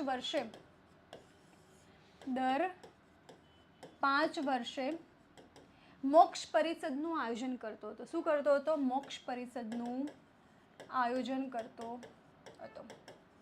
ઓકે, હવે આ મોક્ષ પરિષદનું જે આયોજન કરતો હતો એમાં સૌથી બે મહાન જે ધાર્મિક સભાઓ હતી કઈ હતી? કનોજમાં હતી, અને બીજી આપણે જે વાત કરીએ ક્યાં હતી? પ્રયાગમાં હતી. ઓકે, ક્યાં હતી? પ્રયાગમાં હતી, અને પ્રથમ ક્યાં હતી? કનોજમાં હતી. ઓકે, જે ગંગા જમુના અને સરસ્વતી નદીના કિનારે જે ત્રિવેણી સંગમ ખાતે જે પ્રયાગ આવેલું છે ત્યાં એની શું કહેવાય છે? ધાર્મિક સભાઓ હતી. હવે પહેલું આપણે વાત કરીએ કનોજમાં.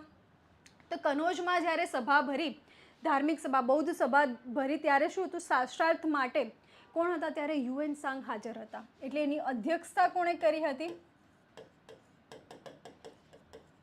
યુએન સાંગે તેની અધ્યક્ષતા કરી હતી. ઓકે, અને શાસ્ત્રાર્થની શરૂઆત પણ કોણે કરી હતી? યુએન સાંગે જ કરી હતી. ને ત્યારે વિવિધ ધર્મના સાધુ, સંતો, ભિક્ષુકોને ત્યાં શું આવે છે? બોલાવવામાં આવેલા હતા. ઓકે, એટલે વિવિધ ધર્મ વિશે શાસ્ત્રાર્થનું આયોજન કરવામાં આવેલું હતું. ને અધ્યક્ષતા કોણે કરી હતી? યુએન સાંગે કરી હતી. ઓકે, ખ્યાલ આવી ગયો. હવે આમાં શું છે? કનોજમાં જ્યારે ધાર્મિક સભા યોજી હતી ત્યારે શું હતું ભાઈ? ભગવાન બુદ્ધની સોનાની મૂર્તિ બનાવીને એને શું કરી હતી? રેલી કાઢી હતી. ઓકે, એની રથયાત્રા કાઢી હતી. ભગવાન બુદ્ધની સોનાની મૂર્તિની રથયાત્રા એણે કાઢી હતી. કનોજમાં જ્યારે ધાર્મિક સભાનું આયોજન કરેલું હતું ત્યારે. ઓકે, હવે પ્રયાગમાં ફરીથી તે આયોજન કરે છે. ઓકે, અને પ્રયાગમાં જ્યારે આયોજન કર્યું ત્યારે શું હતું, હર્ષવર્ધને શું કર્યું હતું કે પોતાના શરીરના વસ્ત્રો સિવાય જે પણ એની જોડે હતું બધાનું શું કર્યું હતું, દાન કર્યું હતું. એટલે શરીરના વસ્ત્રો સિવાય બધી જ વસ્તુનું શું કર્યું હતું, એણે દાન કર્યું હતું. કેમ કે હર્ષવર્ધન પોતાની આવકનો ચોથો ભાગ દાન પાછળ વાપરતો હતો. ઓકે, પોતાની આવકનો જે ચોથો ભાગ છે એ દાન પાછળ વાપરતો હતો. આમ તો હર્ષવર્ધનના સમયમાં કયો ધર્મ વધારે પ્રચલિત હતો, બ્રાહ્મણ ધર્મ હતો. ઓકે, અને હર્ષવર્ધન પોતે શૈવ ધર્મી હતો અને ત્યારબાદ એને બૌદ્ધ ધર્મ પણ અપનાવ્યો હતો. ઓકે, અને એના પિતા જે હતા પ્રભાકર વર્ધન એ કોના ઉપાસક હતા, એ સૂર્યના ઉપાસક હતા. એટલે આપણે જોઈ શકીએ કે હર્ષવર્ધન શું છે, દરેક ધર્મ પ્રત્યે લાગણી ધરાવતો હતો. ઓકે, સર્વ ધર્મભાવી હતો. ઓકે, તો આપણે ડિટેલ જોઈ લીધી. આપણો જવાબ શું છે એ આવશે. ચલો, નેક્સ્ટ ક્વેશ્ચન છે કે કયા વંશના રાજાઓએ નાલંદા અને વિક્રમશિલા જેવા મહાન વિશ્વવિદ્યાલયોને રાજ્યાશ્રય આપ્યો હતો? ચાલુક્ય, રાષ્ટ્રકૂટ, પ્રતિહાર કે પાલ? ચલો, કોણે રાજ્યાશ્રય આપ્યો હતો નાલંદા અને વિક્રમશિલા વિદ્યાલયને?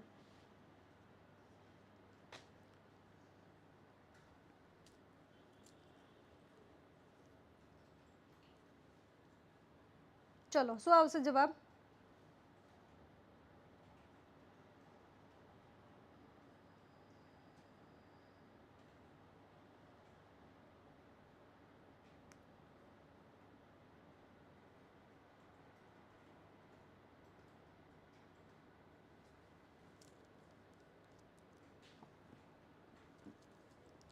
યસ, ડી જવાબ એકદમ સાચો છે. યસ, ઇન્ટ્રોવર્ટ એકદમ સાચો છે. આપણો જવાબ શું આવશે? ડી.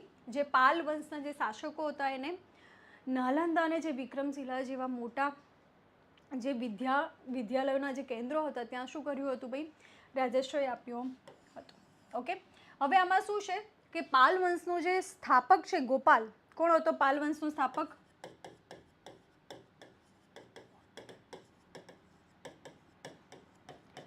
હવે એને નાલંદામાં એક વિહારનું નિર્માણ કરેલું હતું. નાલંદામાં શું છે, એક વિહારનું નિર્માણ કરેલું હતું. અને આગળ જતા ધર્મપાલ નામનો એક શાસક હતો, એણે શું કરેલું હતું? ધર્મપાલ નામના શાસકે શું કરેલું હતું ભાઈ? એ જે વિહાર, બરાબર છે, નાલંદામાં એક વિહાર બંધાવ્યો હતો આમને. એનું શું કર્યું હતું? સમારકામ કરાવ્યું હતું. ઓકે, ધર્મપાલ. ખ્યાલ આવી ગયો. એટલે કે પાલ વંશના શાસકોએ શું કર્યું હતું? રાજ્યાશ્રય આપ્યો હતો. ઓકે, હવે એવું કહેવાય છે કે નાલંદા વિશ્વવિદ્યાલયને આવક માટે એમને આજુબાજુના જે 200 ગામો છે એ શું દાનમાં આપ્યા હતા? 200 ગામો દાનમાં આપ્યા હતા.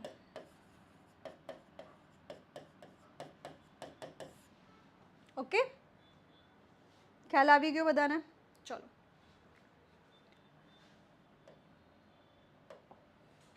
નેક્સ્ટ ક્વેશ્ચન છે આપણો કે પાલ વંશના સંદર્ભે આપણે યોગ્ય વિધાન જોવાના છે. કયા યોગ્ય વિધાન છે?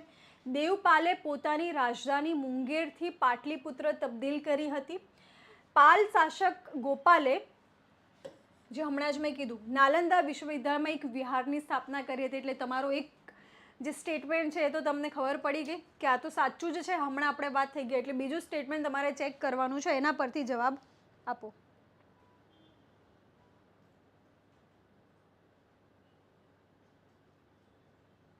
ચલો,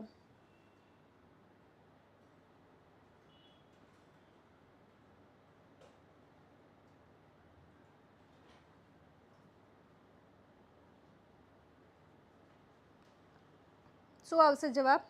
યસ, 12માં સી. ઓકે,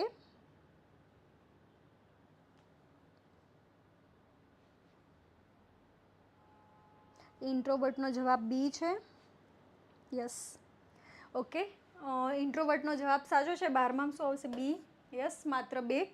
કઈ રીતના, જો બીજો તો આપણે સાચો જ છે, હમણાં જોઈ લીધો, ગોપાલે નાલંદા વિશ્વવિદ્યાલયમાં એક વિહારની સ્થાપના કરાવી હતી. અને પહેલું જે સ્ટેટમેન્ટ છે કે દેવપાલે પોતાની રાજધાની મુંગેરથી પાટલીપુત્ર તબદીલ કરી હતી, એ શું આવશે? નહીં, એ ખોટું આવશે. દેવપાલ નામના જે શાસકે શું કર્યું હતું? પાટલીપુત્રથી મુંગેર તબદીલ કરી હતી. આ તમને સ્ટેટમેન્ટમાં પણ પૂછી લે. પાટલીપુત્રથી મુંગેર રાજધાની તબદીલ કરી હતી. આનો સ્થાપક તો આપણે જોઈ લીધું, ગોપાલ હતો. ઓકે, ત્યારબાદ આવે છે ધર્મપાલ આવે છે, ત્યારબાદ દેવપાલ આવે છે, ત્યારબાદ વિગ્રહપાલ આવે છે. ઓકે, વિગ્રહપાલ આવે છે, ત્યારબાદ મહિપાલ નામનો, વચ્ચે અમુક શાસકો આવ્યા બાદ મહિપાલ આવે છે. અને જે મહિપાલ નામનો જે શાસક છે, એવું કહેવાય છે કે જે પાલ વંશ છે એનો શું કહેવામાં આવે છે? દ્વિતીય સંસ્થાપક તરીકે ઓળખવામાં આવે છે. બરાબર છે, બીજો સંસ્થાપક તરીકે ઓળખવામાં આવે છે. ઓકે, ઓળખવામાં આવે છે. ખ્યાલ આવી ગયો બધાને? ઓકે, ચલો, વિગ્રહપાલ, મહિપાલ, પછી મદનપાલ આવે છે. મદનપાલ શું છે? અંતિમ શાસક છે. મદનપાલ શું છે? પાલ વંશનો અંતિમ શાસક ગણવામાં આવે છે. ઓકે, માહિતી મળી ગઈ આપને આટલી? ચલો નેક્સ્ટ. ચોલ શાસકોના વહીવટી તંત્રના સંદર્ભમાં આપણે અયોગ્ય વિધાન જાણવાનું છે. યોગ્ય નથી હો, અયોગ્ય છે. શું છે? અયોગ્ય વિધાન આપણે જોવાનું છે. તો પહેલું સ્ટેટમેન્ટ શું છે કે સૈનિકોની છાવણી કણમ નામે ઓળખાવવામાં આવતી હતી. બીજું છે ચોલ રાજ્યના સારા વહીવટના સંચાલન માટે રાજ્યમાં મંડલમ નામનો ભાગ બનાવ્યો હતો. ત્રીજું છે મંડલમના ઉપવિભાગો વલનાડુ, નાડુ અને ગ્રામ તરીકે ઓળખાતા.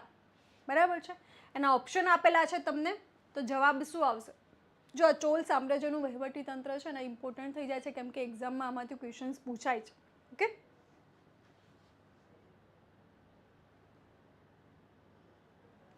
શું આવશે જવાબ?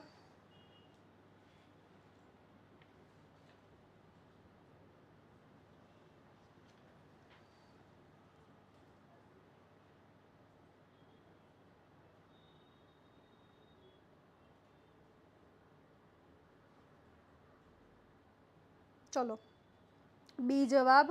ઓકે, ઇન્ટ્રોવર્ટ બી જવાબ આપે છે.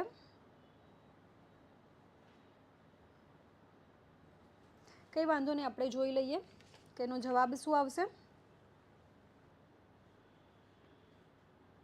ઓકે, જવાબ આપણે જોઈએ. જવાબ શું આવશે ભાઈ? અયોગ્ય એક પણ નથી. શું આવશે? અયોગ્ય એક પણ નથી, બધા જ યોગ્ય છે. બધા જ વિધાનો કેવા છે? બધા જ વિધાનો યોગ્ય છે. કઈ રીતના? પહેલું છે સૈનિકોની છાવણી કડમ નામે ઓળખવામાં આવતી હતી, એ વિધાન શું છે આપણું? સાચું છે, કણમ નામે ઓળખવામાં આવતી હતી. બીજું શું છે? ચોલ રાજ્યના સારા વહીવટ સંચાલન માટે રાજ્યમાં મંડલમ નામનો ભાગ બનાવ્યો હતો, એ પણ આવે છે. બરાબર છે, પ્રાંતીય સ્તરે જે મંડલમ નામનો ભાગ પાડવામાં આવ્યો તો હમણાં આપણે સમજીએ. અને મંડલમના જે ઉપવિભાગો હતા વલનાડુ, નાડુ અને ગ્રામ તરીકે ઓળખાતા હતા. તો આપણે જોઈ લઈએ કે એનો વહીવટ 3 સ્તરીય થતો હતો. વહીવટ, ચોલ સામ્રાજ્યનો વહીવટ, પેન તો દેખાય છે ને, 3 ભાગમાં વિભાજિત હતો. અને આમાં એની વિશેષતા શું હતી? ચોલ સામ્રાજ્યના વહીવટની વિશેષતા શું હતી ખબર છે? સ્થાનિક સ્તરે વહીવટ એનો સ્ટ્રોંગ હતો. બરાબર છે, સ્થાનિક સ્તરે જે વહીવટ હતો એનો શું હતો? સ્ટ્રોંગ હતો. ઓકે, તો પહેલી આપણે વાત કરીએ કેન્દ્રીય સ્તર. ત્યારે વહીવટ કોણ કરતો હતો? રાજા કરતો હતો. બરાબર છે, રાજા કોની સહાયથી કરતો હતો? તો મંત્રીમંડળ અને જે ઉચ્ચ અધિકારી જે હતા, મંત્રીમંડળ અને ઉચ્ચ અધિકારીઓ, એ લોકોની સહાયથી શું કરતો હતો? કેન્દ્રીય સ્તરે વહીવટ કરતો હતો. ત્યારબાદ બીજું આવે છે પ્રાંતીય સ્તર. એને કયા નામે ઓળખવામાં આવતું હતું? મંડલમ નામે ઓળખવામાં આવતું હતું. અને મંડલમના જે હમણાં જ કીધું એના ઉપર વિભાગો હતા, બરાબર છે. નાડુ, વલનાડુ ને શું હતું? ગ્રામ. હવે આની વિશેષતા એ શું છે કે સ્થાનિક સ્તરે વહીવટ, જે હમણાં જ કીધું એમ ગ્રામ્ય સ્તરે વહીવટ ખૂબ જ સ્ટ્રોંગ હતો, સારા પ્રમાણમાં સ્થાનિક સ્વરાજ્યની સંસ્થાઓ કામ કરતી હતી ત્યારે. તો ગ્રામ્ય સ્તરે હવે આમાં શું હોય છે? બે વિભાગો પડે છે. ઓકે, ગ્રામ્ય સ્તરે શું? બે વિભાગો એટલે કે બે સંસ્થા કામ કરતી હોય છે. તો પહેલી સંસ્થા શું હોય છે? ઉર. પહેલી સંસ્થાનું નામ છે ઉર અને બીજી શું છે? સભા અને મહાસભા. ઓકે, હવે જે ઉર જે હોય છે એ શું છે? તે સ્થાનિક લોકોની બનેલી સભા હોય છે. સ્થાનિક લોકો હોય છે, એમાં સ્થાનિક લોકોનો સમાવેશ કરવામાં આવે છે. તો એની સભ્ય સંખ્યા કેટલી હોય છે ભાઈ? 10 થી ઓછી હોય છે. તેની સંખ્યા કેટલી હોય છે? એના સભ્યો 10 થી ઓછા હોય છે. ઓકે, ઉરની જે સમિતિ છે એમાં. હવે આમાં શું હોય છે? ઓપન ડિસ્કશન હોય. કેવું? કોઈ નીતિ નિયમો નહીં, ઓપન ડિસ્કશન થતું હોય છે. કોઈ રૂલ્સ એન્ડ રેગ્યુલેશન ફોલો નથી કરવાના હોતા, કોઈ દિશા નિર્દેશ પ્રમાણે કોઈ વાટાઘાટો કરવાના નથી આવતી, બરાબર છે. ડાયરેક્ટ ઓપન ડિસ્કશન કરવામાં આવે છે. સભા સમિતિ શેની હોય છે? તો એમાં બ્રાહ્મણો અને જે કુલીન વર્ગના જે લોકો હોય છે, એટલે કે વયસ્ક પુરુષો, વયસ્ક જે પુરુષો હોય છે એમની બનેલી હોય છે. અને આમાં પાછા માપદંડો હોય છે. આ જે સભા કે મહાસભા હતી એમાં પણ માપદંડો હોય કે કયા કયા બ્રાહ્મણોનો સમાવેશ થાય, કયા વયસ્ક પુરુષોને લેવામાં આવે. તો એમાં 3 ક્રાઇટેરિયા હતા કે જેની જોડે વધારે સંપત્તિ હોય, બરાબર છે. સંપત્તિનો સ્વામિત્વ હોય, સંપત્તિ સ્વામિત્વ હોય, એનો ભૂતકાળ જોવામાં આવે, પરિવારનો ભૂતકાળ કે ભાઈ ભૂતકાળમાં એમને કોઈ ચોરી લૂંટફાટ નથી કરી, બરાબર છે. ક્રાઇટેરિયા જોવામાં આવે એટલે પરિવારના ભૂતકાળ જોવામાં આવે. ઓકે, તો આવા માપદંડો દ્વારા શું કરવામાં આવે છે? એ સભ્યને સભા અને મહાસભામાં ઇન્વોલ્વ કરવામાં આવે છે. ઓકે, તો આના 3 સ્તરીય વહીવટી તંત્ર ચાલતું હતું. ઓકે,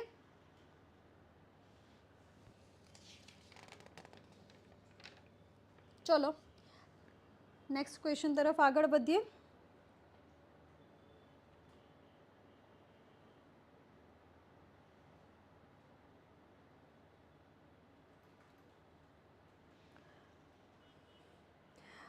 સમિત બિશ્નોઈ. હવે એન્વાયરમેન્ટનો જે સેક્શન છે તો આપણે એન્વાયરમેન્ટ અલગથી વાંચવું પડશે અને થોડુંક તમારે શું આવે છે? જિયોગ્રાફીમાં એવું કવર થઈ જાય છે, પણ એન્વાયરમેન્ટ આપણે શું કહેવાય છે? અલગથી વાંચવાનું છે as per the syllabus. Okay, syllabus જોઈને આપણે એન્વાયરમેન્ટ અલગથી વાંચવાનું રહેશે. અને આર્ટ એન્ડ કલ્ચરમાં તો આપને અહીંયાથી જે આપણે નોટ્સ આપેલી છે ધ્યેય ઇન્સ્ટિટ્યૂટની ઇનફ છે. ખૂબ જ સરસ ડિટેલમાં માહિતી આપેલી છે. તમે મટીરિયલ વાંચશો તો ઇનફ છે સમિતભાઈ.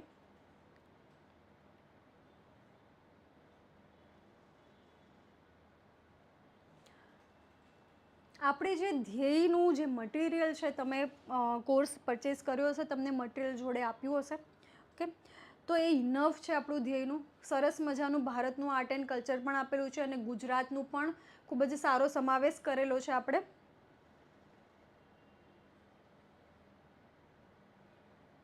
ઓકે, ચલો.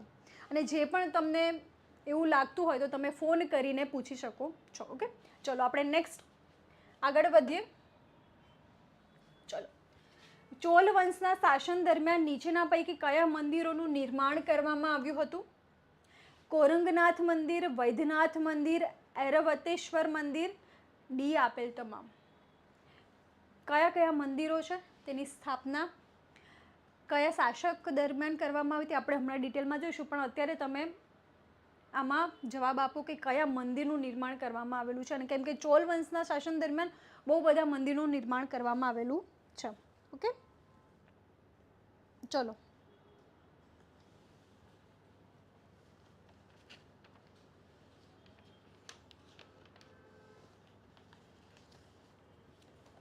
શું આવશે?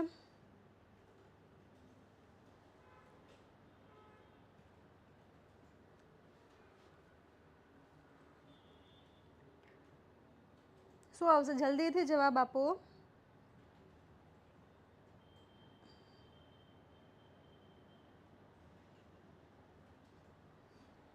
શું આવશે? આપેલ તમામ. બરાબર છે. આપેલ તમામ 3 મંદિરનું નિર્માણ ચોલ શાસક દરમિયાન કરવામાં આવેલું છે. કોરકનાથ મંદિર છે, વૈદ્યનાથ મંદિર છે, ઐરવતેશ્વરનું મંદિર છે, કે ઐરતવેશ્વરનું મંદિર છે, રાજરાજ દ્વિતીય દ્વારા કરવામાં આવેલું છે. બરાબર છે. હવે કોરંગનાથ મંદિરનું છે પરાંતક દ્વારા કરવામાં આવેલું છે. ઓકે, ખ્યાલ આવી ગયો. એટલે આનો જવાબ શું આવશે? આપેલ તમામ આવશે. હવે આપણે એક લિસ્ટ થ્રુ એ જોઈ લઈએ કે કયા મંદિરનું નિર્માણ કયા શાસક દરમિયાન કરવામાં આવેલું છે. ઓકે, હવે આમાં એક મંદિર છે. કયું મંદિર? તો વિજયા ચોલેશ્વરા. કયું મંદિરનું નામ છે? વિજયા ચોલેશ્વરા મંદિરનું નામ છે. હવે એનું નિર્માણ કોણે કર્યું છે? તો રાજા વિજયાલયે કરેલું છે. ઓકે, રાજા વિજયાલયે વિજયા ચોલેશ્વરા મંદિરનું નિર્માણ કરેલું છે. ત્યારબાદ બીજું મંદિર જોઈએ, બાલા સુબ્રમણ્ય. બાલા સુબ્રમણ્ય મંદિરનું નિર્માણ રાજા આદિત્ય પ્રથમે કરેલું છે. જો આ તમને અહીંયા શું આપેલું છે? શાસક કોણે સ્થાપના કરી છે, કોણે બંધાવ્યું છે એનું નામ આપેલું છે. અહીં શું આપેલું છે? છેલ્લે મંદિરોના નામ આપેલા છે અને વચ્ચે કયા સ્થળે એનું નિર્માણ કરવામાં આવ્યું છે સ્થળ આપેલું છે. ઓકે, તો આપણે અત્યારે કોણે એની રચના કરી છે મંદિરની આપણે એટલું જ જોવાનું છે અને કયું મંદિર છે. ઓકે, તો આમાં કયું છે મંદિર? નાગેશ્વર મંદિર છે. ઓકે, તો નાગેશ્વર મંદિરની સ્થાપના રાજા આદિત્ય પ્રથમ. તો રાજા આદિત્ય પ્રથમે બાલા સુબ્રમણ્યમ અને નાગેશ્વર 2 મંદિરનું નિર્માણ કરેલું છે. ઓકે, ત્યારબાદ રાજા ભૂતિ વિક્રમ, આ તો ઇમ્પોર્ટન્ટ નથી, આપણે જે ઇમ્પોર્ટન્ટ છે એ જ લઈએ છીએ. ઓકે, હવે કુરાન ગણથા. કુરાન ગણથા જે છે મંદિર, એનું નિર્માણ કોણે કર્યું છે? રાજા પરંતક પ્રથમ દ્વારા કરેલું છે. હમણાં આપણે જોયું, હમણાં પ્રથમ આપણે કયું જોયું? કોરંગનાથ મંદિર, એ પણ પરાંતક દ્વારા કરવામાં આવેલું છે. અને આજે જોયું કુરાન ગણથા, એ પણ રાજા પરાંતક પ્રથમ દ્વારા કરવામાં આવેલું છે. ઓકે, હવે બીજું આપણે જોઈએ આગળ મંદિર તિરુવલીશ્વરમ. તિરુવલીશ્વરમ નું નામ પણ બધા અટપટા છે. તિરુવલીશ્વરમ, આનું નિર્માણ કોણે કરેલું છે? આનું નિર્માણ રાજા રાજ પ્રથમ દ્વારા કરેલું છે. રાજા રાજા પ્રથમ દ્વારા કરવામાં આવેલું છે. ઓકે, ખ્યાલ આવી ગયો. ત્યારબાદ આગળ વધી વૈદ્યનાથ મંદિર, જે હમણાં આપણા ઓપ્શનમાં આવ્યું હતું વૈદ્યનાથ મંદિર, એનું નિર્માણ પણ કોનું છે? તો રાજા રાજ પ્રથમ દ્વારા કરવામાં આવેલું છે.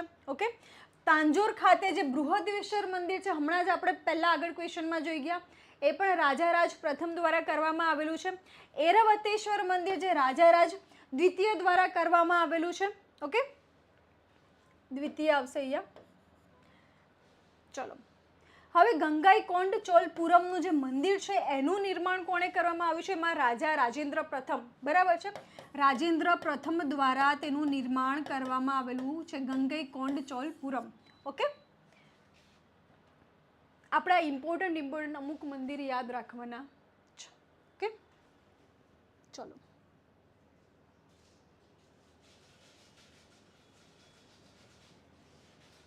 ખ્યાલ આવી ગયો. ચલો આપણે નેક્સ્ટ ક્વેશ્ચન તરફ આગળ વધીએ.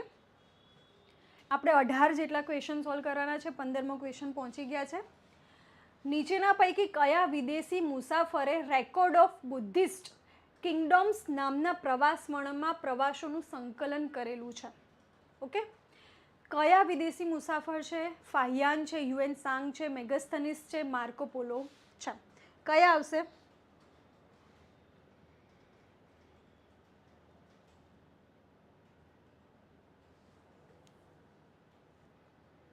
ચલો, શું આવશે?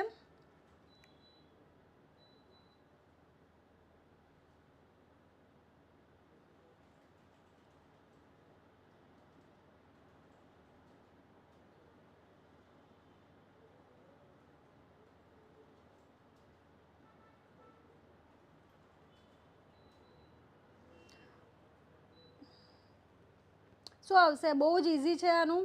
યસ, સી જવાબ લુસિફર. યસ. ઓકે, આપણે જોઈ લઈએ જવાબ શું આવશે. જવાબ આવશે ફાહિયાન. શું આવશે? ફાહિયાન, જે ચંદ્રગુપ્ત દ્વિતીયના સમયમાં ભારતમાં આવ્યા હતા. ઓકે, ચંદ્રગુપ્ત દ્વિતીયના સમયમાં ભારતમાં આવ્યા હતા 399માં. ઈસવીસન ક્યારે? તો ઈસવીસન 399માં. તો આપણે ફાહિયાન વિશે માહિતી મેળવેલી અને એમને શું બુક લખેલી છે, એનું પ્રવાસ વર્ણન છે, record of Buddhist kingdoms. Okay, તો આપણે ફાહિયાન વિશે થોડીક માહિતી મેળવી લઈએ. ક્યારે આવ્યા હતા ભાઈ? ઈસવીસન 399માં. પ્રથમ ચીની મુસાફર જે ભારતની મુલાકાતે આવ્યા હતા. ઓકે, એમનો ગ્રંથ કયો છે? ફો ક્યુ કી. શું નામ છે પેલાનું? સીયુ કી હતો, આ ફો ક્યુ કી. અને આ ફો ક્યુ કી ગ્રંથમાં એમને શું કરેલું છે? ગુપ્તકાલીન માહિતી આપેલી છે. સામાજિક, આર્થિક બધી માહિતી આપેલી છે. શું માહિતી આપેલી હતી? તો એમાં એ બધી માહિતી આપેલી છે કે જેમાં કોઈ રાજદ્રોહ કરતો હોય, બરાબર છે, ગુપ્તકાલીન શાસનમાં કોઈ રાજદ્રોહ કર્યો હોય તો એનો જમણો હાથ કાપી નાખવામાં આવે. કોઈ એક્સ્ટ્રા દંડ લેવામાં નહોતો આવતો, પરંતુ આર્થિક દંડ હતો. લોકો સુખી અને સંપન્ન હતા. ઓકે, ત્યારબાદ લોકો ચીજવસ્તુની લેવડ, એક ઇમ્પોર્ટન્ટ વસ્તુ શું છે આ યાદ રાખજો, લેવડ દેવડ માટે, ચીજવસ્તુઓની લેવડ દેવડ માટે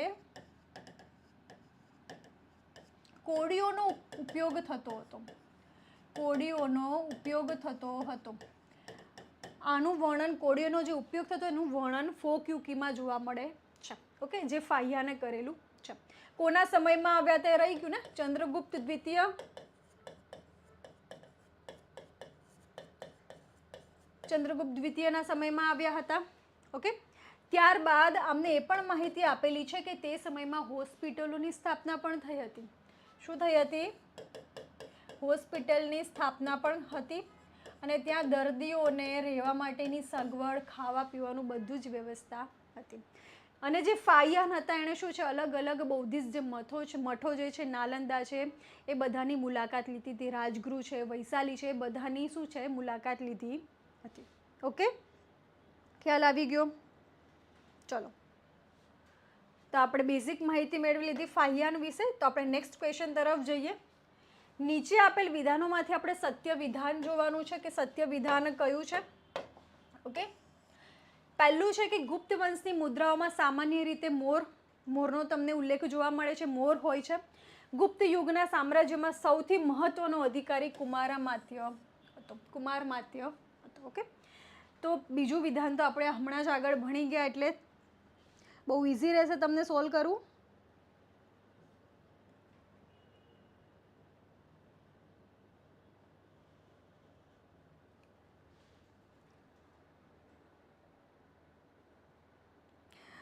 ઇન્ટ્રોવર્ટ, તમારો કોલ ઉપાડવામાં આવશે. ડોન્ટ વરી, બરાબર છે. તમારે જે પણ જવાબ જોતા હોય એનું તમને કોલ ઉપાડવામાં આવશે. તો તમે અહીંયા શાંતિથી આપણે જે અત્યારે સેશન ચાલે છે એમાં આપણે, બરાબર છે, ધ્યાન આપીએ. યસ મિસ્ટર ભરવાડ, બી.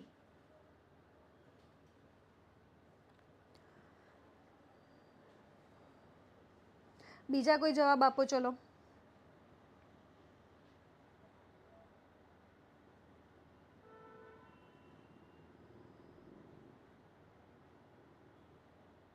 કંઈ નહીં, આપણે જોઈ લઈએ શું જવાબ આવે છે. ઓકે, શું જવાબ આવે છે? સી. બી જવાબ નથી આવતો. બંને વિધાનો શું છે? સાચા છે. બીજું તો આપને ખબર પડી ગઈ. સૌથી મહત્વનો જે અધિકારી હતો, બરાબર છે, બધા અધિકારીઓમાં જે ઉચ્ચ પદ ધરાવતો હતો શું હતું? કુમારમાત્ય હતો. અને આજના આઈએસ ઓફિસર જેવું એનું કાર્ય હતું તે સમયે, બરાબર છે. પ્રાંતનો શું હતો ભાઈ? વડો કહેવાતો. પ્રાંત સરકારનો વહીવટ એના અંતર્ગત હતો. ગુપ્ત વંશનો મુદ્રામાં સામાન્ય રીતે મોર હતો. યસ, સામાન્ય રીતે તો મોર હતો જ, પરંતુ અલગ અલગ શાસકો દ્વારા, જેમ હમણાં વાત કરી કે સમુદ્રગુપ્ત શું કરે છે, તો વીણા વગાડતો તમને જોવા મળે છે. તો એવી રીતે અલગ અલગ શું છે, એમાં ગરુડ, સમુદ્રગુપ્તના સમયમાં વીણા વગાડતા સિક્કાઓ છે. પછી ગરુડની જે ગરુડ દોરેલો હોય એવા સિક્કાઓ બહાર પાડવામાં આવેલા છે. સામાન્ય રીતે મોર તમને જોવા મળે છે, પરંતુ શાસકો દરમિયાન અલગ અલગ એનું જોવા મળે, બરાબર છે. હવે વાત કરીએ કે સૌથી વધારે સિક્કાઓ શેના જોવા મળતા? તો સૌથી વધારે સિક્કા સોનાના તમને જોવા મળતા. સૌથી વધારે સિક્કા તમને શેના જોવા મળતા? બીજી આગળ સ્લાઇડમાં લખો એટલે તમને વધારે ખ્યાલ આવે. ઓકે, સૌથી વધારે સિક્કા તમને શેના જોવા મળતા? સોનાના જોવા મળતા. બરાબર છે, સોનાના જોવા મળતા. ને સોનાના સિક્કાને શું કહેતા? લોકો દિનાર કહેતા. શું કહેતા? દિનાર. ઓકે, ત્યારબાદ આપણે જોઈએ કે સોનાના સિક્કા તો સૌથી વધુ પ્રમાણમાં જોવા મળતા હતા. અને મળી ક્યાંથી આવ્યા છે? તો તમને વધુ પ્રમાણમાં ગુજરાત અને રાજસ્થાનનો જે વિસ્તાર છે, ગુજરાત અને જે રાજસ્થાનનો જે વિસ્તાર છે ત્યાંથી તમને વધુ પ્રમાણમાં સિક્કા સોનાના મળી આવ્યા છે. ઓકે, મળી આવ્યા છે.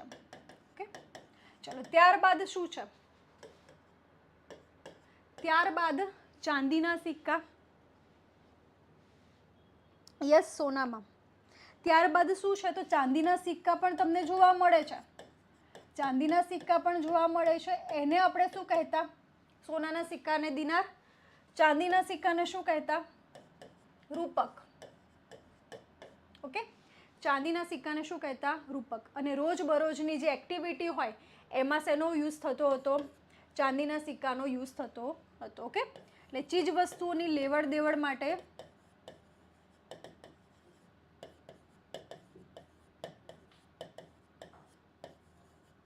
માટે ઉપયોગ થતા હતા. બરાબર છે.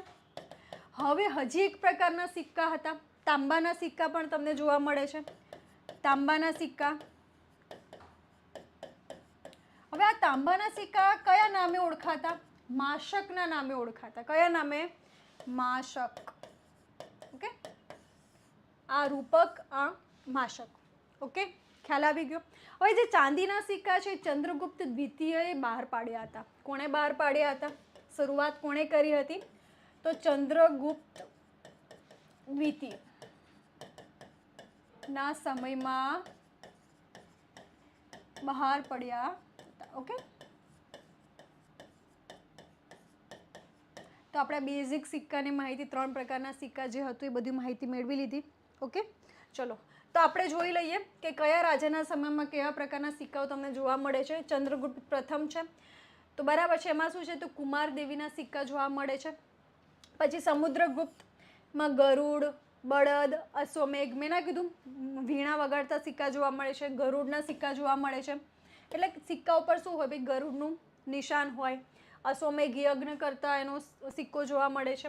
ત્યારબાદ ચંદ્રગુપ્ત દ્વિતીય છત્રહારી, બરાબર છે, છત્ર ધારણ કરેલું હોય એવી રીતના એનો સિક્કો જોવા મળે છે. અશ્વારોહી હતો કે અશ્વ ઉપર બેઠેલો હોય, બરાબર છે, એવી રીતે એના સિક્કા બહાર પાડવામાં આવતા હતા. પછી કુમારગુપ્ત. કુમારગુપ્તના શું છે? તો ગજારોહી, કાર્તિકેય, બરાબર છે, સિંહનો જે આકારનો એટલે સિંહ તમને ઉપર જોવા મળતા. તો એવી રીતે કુમારગુપ્તના સમયમાં જોવા મળતા. પછી સ્કંદગુપ્તમાં શું છે? તો અશ્વારોહી છે, બાણાવળી છે. આ પૂછાઈ જાય છે, બાણાવળી, બરાબર છે, તલવારધારી, તલવાર લઈને આમ ઊભો હોય એવા બધા મુદ્રા એમની જોવા મળે છે સિક્કા ઉપર અલગ અલગ. ઓકે, ચલો તો રાજા અને સિક્કા વિશે આપણે માહિતી મેળવી લીધી. ત્યારબાદ નેક્સ્ટ આપણો ક્વેશ્ચન છે કે ચોલ શાસનની ગ્રામ્ય વહીવટને લગતી ઘણી વિગતો નીચેના ખાતેના કયા શિલાલેખમાં ઉપલબ્ધ છે? તાંજોર છે, યુરેયુર છે, કાંચીપુરમ છે કે ઉત્તરામેરુર છે? શું આવશે? શું આવશે?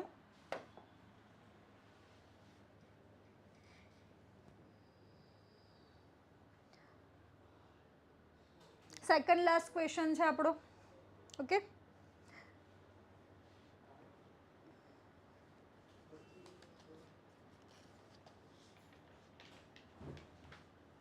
સેકન્ડ લાસ્ટ ક્વેશ્ચન છે આપણો.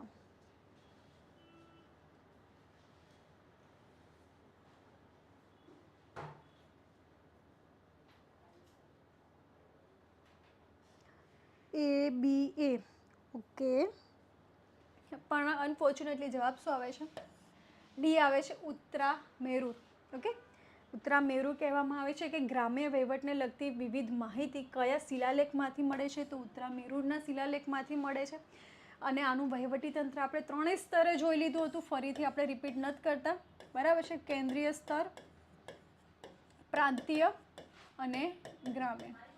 ઓકે, જે મંડલમ જે આપણે વાત કરી હતી, નાડુ, વલનાડુ, ગ્રામ, એ બધા શું હતા? મંડલમના અલગ અલગ ભાગો હતા, એમાં વિભાજિત કરવામાં આવ્યા હતા. ગ્રામીણ સ્તરે શું હતું ભાઈ? ઉર હતું અને શું હતું? સભા સમિતિ હતી. ઓકે, તો આપણે ફરીથી રિપીટ નથી કરતા. આપણે શિલાલેખ કયો હતો? તો ઉત્તરામેરુર હતો. ખ્યાલ આવી ગયો? જવાબ આપણો ડી આવે છે. ત્યારબાદ નેક્સ્ટ આપણે આગળ વધીએ. નાલંદા અને તક્ષશિલા વિદ્યાપીઠના સંદર્ભે આપણે અયોગ્ય વિધાન જોવાના છે. અયોગ્ય વિધાન આપણે જોવાના છે. કયા છે? પહેલું છે, ભગવાન બુદ્ધના શિષ્ય જીવકે નાલંદા ખાતે આયુર્વેદના પાઠો શીખ્યા હતા. બીજું છે, નાલંદા બૌદ્ધ ધર્મના મહાયાન સંપ્રદાયનું મુખ્ય કેન્દ્ર હતું. કુમારગુપ્તે નાલંદા વિદ્યાપીઠ ખાતે વિહારનું નિર્માણ કરાવ્યું હતું.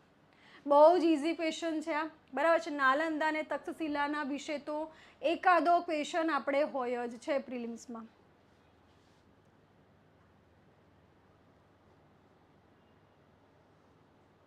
શું આવશે જવાબ?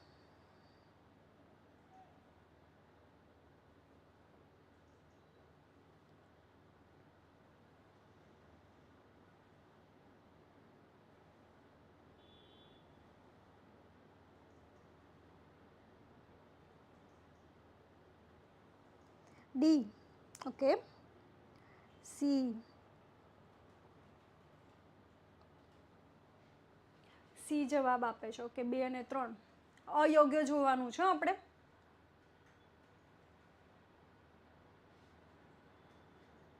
અયોગ્ય જોવાનું છે.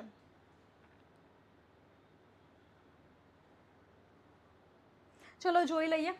અયોગ્ય વિધાન કયું છે આપણું? એ છે, બરાબર છે. એ કયું છે આપણું? અયોગ્ય છે. બીજા 2 તો સાચા જ છે. નાલંદા બૌદ્ધ ધર્મના મહાયાન સંપ્રદાયનું મુખ્ય કેન્દ્ર હતું, બરાબર છે. કેમ કે નાલંદા વિશ્વવિદ્યાલયમાં મહાયાન સંપ્રદાય વિશે શું કહેવાય છે? ભણાવવામાં આવતું હતું, મુખ્ય કેન્દ્ર હતું. ત્રીજું છે, કુમારગુપ્તે નાલંદા વિદ્યાપીઠ ખાતે એક વિહારનું નિર્માણ કરાવ્યું હતું. એ પણ સાચું છે. ઓકે, કેમની સ્થાપના જ કોણે કરી હતી? કુમારગુપ્તે કરી હતી. ઓકે, 5મી સદીમાં કરી હતી.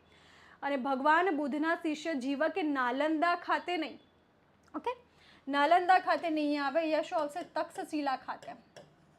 તક્ષશિલા ખાતે આયુર્વેદના પાઠો શીખ્યા હતા. હવે ખાલી 5 મિનિટ અહીંયા ધ્યાન આપી દો. આપણે નાલંદા વિશ્વવિદ્યાલય વિશે ડિટેલમાં થોડુંક ભણી લઈએ, એટલે તમને એના રિલેટેડ કોઈ પણ ક્વેશ્ચન આવશે પ્રિલિમ્સ અને તમને મેન્સમાં પણ બેઠો ક્વેશ્ચન પૂછશે, તમે ઇઝીલી સોલ્વ કરી શકશો. ઓકે, તો આપણે જોઈ લઈએ.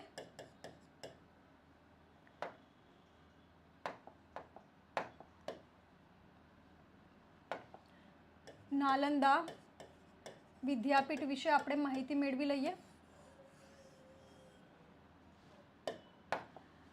હવે પહેલાં જોઈએ કે આ સ્થળ હાલ ક્યાં છે, બરાબર છે. સ્થળ આપણે જોઈએ તો બિહારના કયો જિલ્લો આવશે? પટના જિલ્લાના બડગાંવ ખાતે. ક્યાં આવશે? બડગાંવ ખાતે હાલનું સ્થળ. સ્થાપના આપણે જોઈએ તો સ્થાપના કોણે કરી હતી? કુમારગુપ્તે 5મી સદીમાં.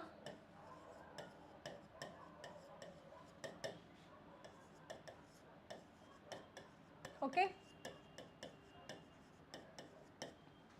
હવે કયા વિષયો વિશે ભણાવવામાં આવતું હતું? વિષયો કયા હતા? તો હમણાં જ આપણે વાત કરીએ. ઓકે, મહાયાન સંપ્રદાય વિશે. મહાયાન સંપ્રદાય વિશે શિક્ષણ આપવામાં આવતું હતું. એટલે બૌદ્ધ ધર્મ માટે તો ઇમ્પોર્ટન્ટ હતું જ આ વિદ્યાપીઠ, પરંતુ જૈન ધર્મનું પણ શિક્ષણ થોડુંક આપવામાં આવતું. શા માટે? શા માટે? કેમ કે મહાવીર સ્વામીએ ચાતુર્માસ કર્યા હતા. શું કર્યું હતું? મહાવીર સ્વામી દ્વારા ચાતુર્માસ કરવામાં આવેલા હતા આ સ્થળે વિદ્યાપીઠમાં. એટલા માટે શું છે ભાઈ, આ જૈન ધર્મનું પણ થોડું ઘણું અભ્યાસ કરવામાં આવે છે. ત્યારબાદ આપણે જોઈએ શિક્ષણ પદ્ધતિ. આ ઇમ્પોર્ટન્ટ છે.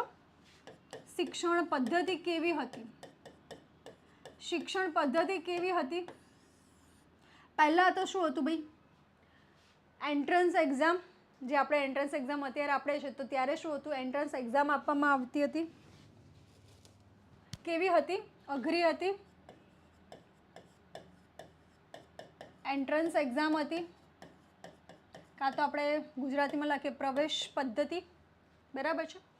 ત્યારબાદ શું છે, પદ્ધતિસર પરીક્ષા લેવામાં આવતી. આપણે શું છે ભાઈ, ફાઇનલ એક્ઝામ હોય, મિડ ટર્મની એક્ઝામ હોય, એવી રીતે શું આવતું, પરીક્ષા પદ્ધતિનું સમયસર આયોજન થતું હતું. પરીક્ષા આપ્યા પછી તમે, આપણે કેવું પહેલાં બીજા ધોરણમાં તમને રિઝલ્ટ આપે, પછી તમે બેચલરની ડિગ્રી આપે, તો એવી રીતે શું હતું, પરીક્ષા બાદ ડિગ્રી આપવામાં આવતી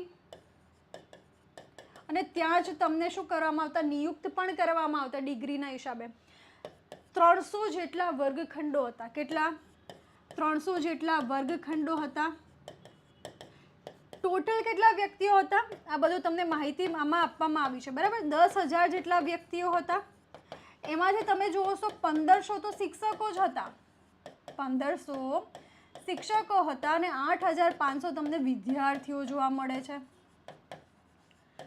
કે ખ્યાલ આવે છે ને બધાને?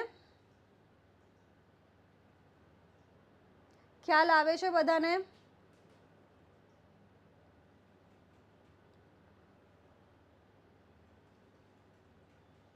ખ્યાલ આવે છે ને બધાને? ચલો, ખ્યાલ આવી ગયો. ડિગ્રી પછી પરીક્ષા પદ્ધતિ, 300 વર્ગખંડ હતા. હવે આપણે આમાં જોઈએ કે કયા લોકો, ક્યાંથી સ્ટુડન્ટ્સો આવતા હતા. તો શું આવશે, દક્ષિણ પૂર્વનો જે વિસ્તાર છે, દક્ષિણ પૂર્વના દેશોમાંથી લોકો આવતા હતા. ચીન, મોંગોલિયા, જાપાન, એવા બધા સ્થળેથી એના વિદ્યાર્થીઓ આવતા હતા. ઓકે. અને આર્યભટ્ટ, હવે કયા કયા વ્યક્તિઓ આવી ગયા, તો આર્યભટ્ટ શું છે ભાઈ, આર્યભટ્ટ અહીંના કુલપતિ રહી ચૂક્યા છે, બરાબર છે. આર્યભટ્ટ શું છે, કુલપતિ રહી ચૂક્યા છે. પછી યુએન સાંગ અહીંયા રહી ચૂક્યા છે, ફાહિયાન અહીંયા રહી ચૂક્યા છે. ઇત્સિંગે તો અહીંયા 10 વર્ષ કાઢ્યા છે. ઓકે. તો આ છે નાલંદા વિદ્યાપીઠની વિશેષતા. એમાં શિક્ષણ પદ્ધતિ એની કેવી હતી. આજની જે શિક્ષણ પદ્ધતિ તમને જોવા મળે છે, એન્ટ્રન્સ એક્ઝામ છે, બરાબર છે, પછી ડિગ્રી આપવામાં આવે છે, એ બધી. અને તક્ષશિલામાં શું હતું, તક્ષશિલામાં આનાથી ઊંધું હતું. ક્યાં આવેલું છે તક્ષશિલા? પાકિસ્તાનના રાવલપિંડી જિલ્લો જે છે એમાં આવેલું છે તક્ષશિલા. ઓકે. પરંતુ એમાં શું હતું, શિક્ષણ પદ્ધતિ ગુરુ અને શિષ્ય, જે આપણે રામાયણમાં જોતા હતા, ગુરુ શિષ્ય પદ્ધતિ હતી કે એક ઝાડ નીચે બેસીને શું કહેવાય છે, જ્ઞાન આદાન પ્રદાન કરતા હતા, ભણતા હતા સ્ટુડન્ટ્સો. એવી રીતના તક્ષશિલામાં જોવા મળે છે. ઓકે. અને તક્ષશિલા જે વિદ્યાપીઠ છે ત્યાંથી પણ અરેબિયા છે, બેબીલોનિયા છે, એવા બધા પ્રદેશોમાંથી લોકો આવતા હતા. ઓકે. પરંતુ એ શું હતું, બહુ આધુનિક શિક્ષણ પદ્ધતિ નહોતી. આધુનિક શિક્ષણ પદ્ધતિ તમને નાલંદા વિશ્વવિદ્યાલયમાં જોવા મળે છે. અને એ શું હતું, સૌથી જૂની તમને શિક્ષણ વિદ્યાપીઠ કોઈ જોવા મળે તો કઈ હતી, તક્ષશિલા વિદ્યાપીઠ હતી. ઓકે. જે સિલ્ક રૂટના માર્ગમાં પણ આવે છે. ઓકે. ચલો, ખ્યાલ આવી ગયો બધાને? મજા આવી ભણવાની આજે? ઓકે. રિવિઝન થઈ ગયું બધાનું? થોડુંક આપણે વાત કરી લઈએ કે જીપીએસસીની જે ફાઉન્ડેશન બેચ છે આપણી, જેમાં પ્રી, મેઇન્સ અને ઇન્ટરવ્યૂ, આ ત્રણેય વસ્તુનો સમાવેશ કરેલો છે. અને જે 1 નવેમ્બરથી શરૂઆત થવા જઈ રહી છે. તો જે પણ વિદ્યાર્થીઓને ઇન્ટરેસ્ટ હોય તો વહેલી તકે આમાં જોડાઈ જજો.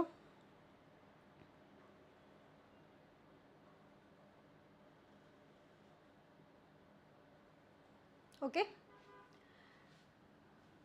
એનો સમયગાળો ને બધું આપણા ટેલિગ્રામ ચેનલમાં પોસ્ટર્સ આપણે અપલોડ કરેલું છે, એમાં તમે જોઈ લેજો શું છે. ત્યારબાદ પીએસઆઈની special batch, mains live batch ચાલુ થવાની છે. ઓકે. એ પણ કમિંગ સૂન છે, એ પણ તમે જોઈ લેજો. ત્યારબાદ એક ન્યૂ બેચ સ્ટાર્ટ થવા જઈ રહી છે, પ્રોબેશન ઓફિસર. ઓકે. જે વિદ્યાર્થીઓને લાગતું વળગતું એમાં એડમિશન લઈ શકે છે. ત્યારબાદ જીપીએસસીની જે મેઇન બેચ આપણે જે વાત કરીએ, પ્રગતિ 4.0. ઓકે. તો આ હતું આજની આપણે માહિતી. આપણે 4 ટોપિક પૂરા કર્યા. ઓકે. ગુપ્ત છે, હર્ષવર્ધન છે, ચોલ અને પાલ, સારું એવું ડિટેલમાં ભણ્યા. તો નેક્સ્ટ લેક્ચરમાં આપણે આના પછીનો જે ટોપિક છે, લેક્ચર નંબર 5 આપણે ભણવાના છે. અને એનું મટીરિયલ આપણે ટેલિગ્રામમાં અપલોડ થઈ ગયું છે. ઓકે. અને જ્યારે પણ લેક્ચર હશે 4:30 વાગે હશે, તો આપણે ફરીથી જોડાઈશું લેક્ચર નંબર 5માં. ત્યાં સુધી વાંચતા રહો, જાગતા રહો. જય હિન્દ, જય ભારત.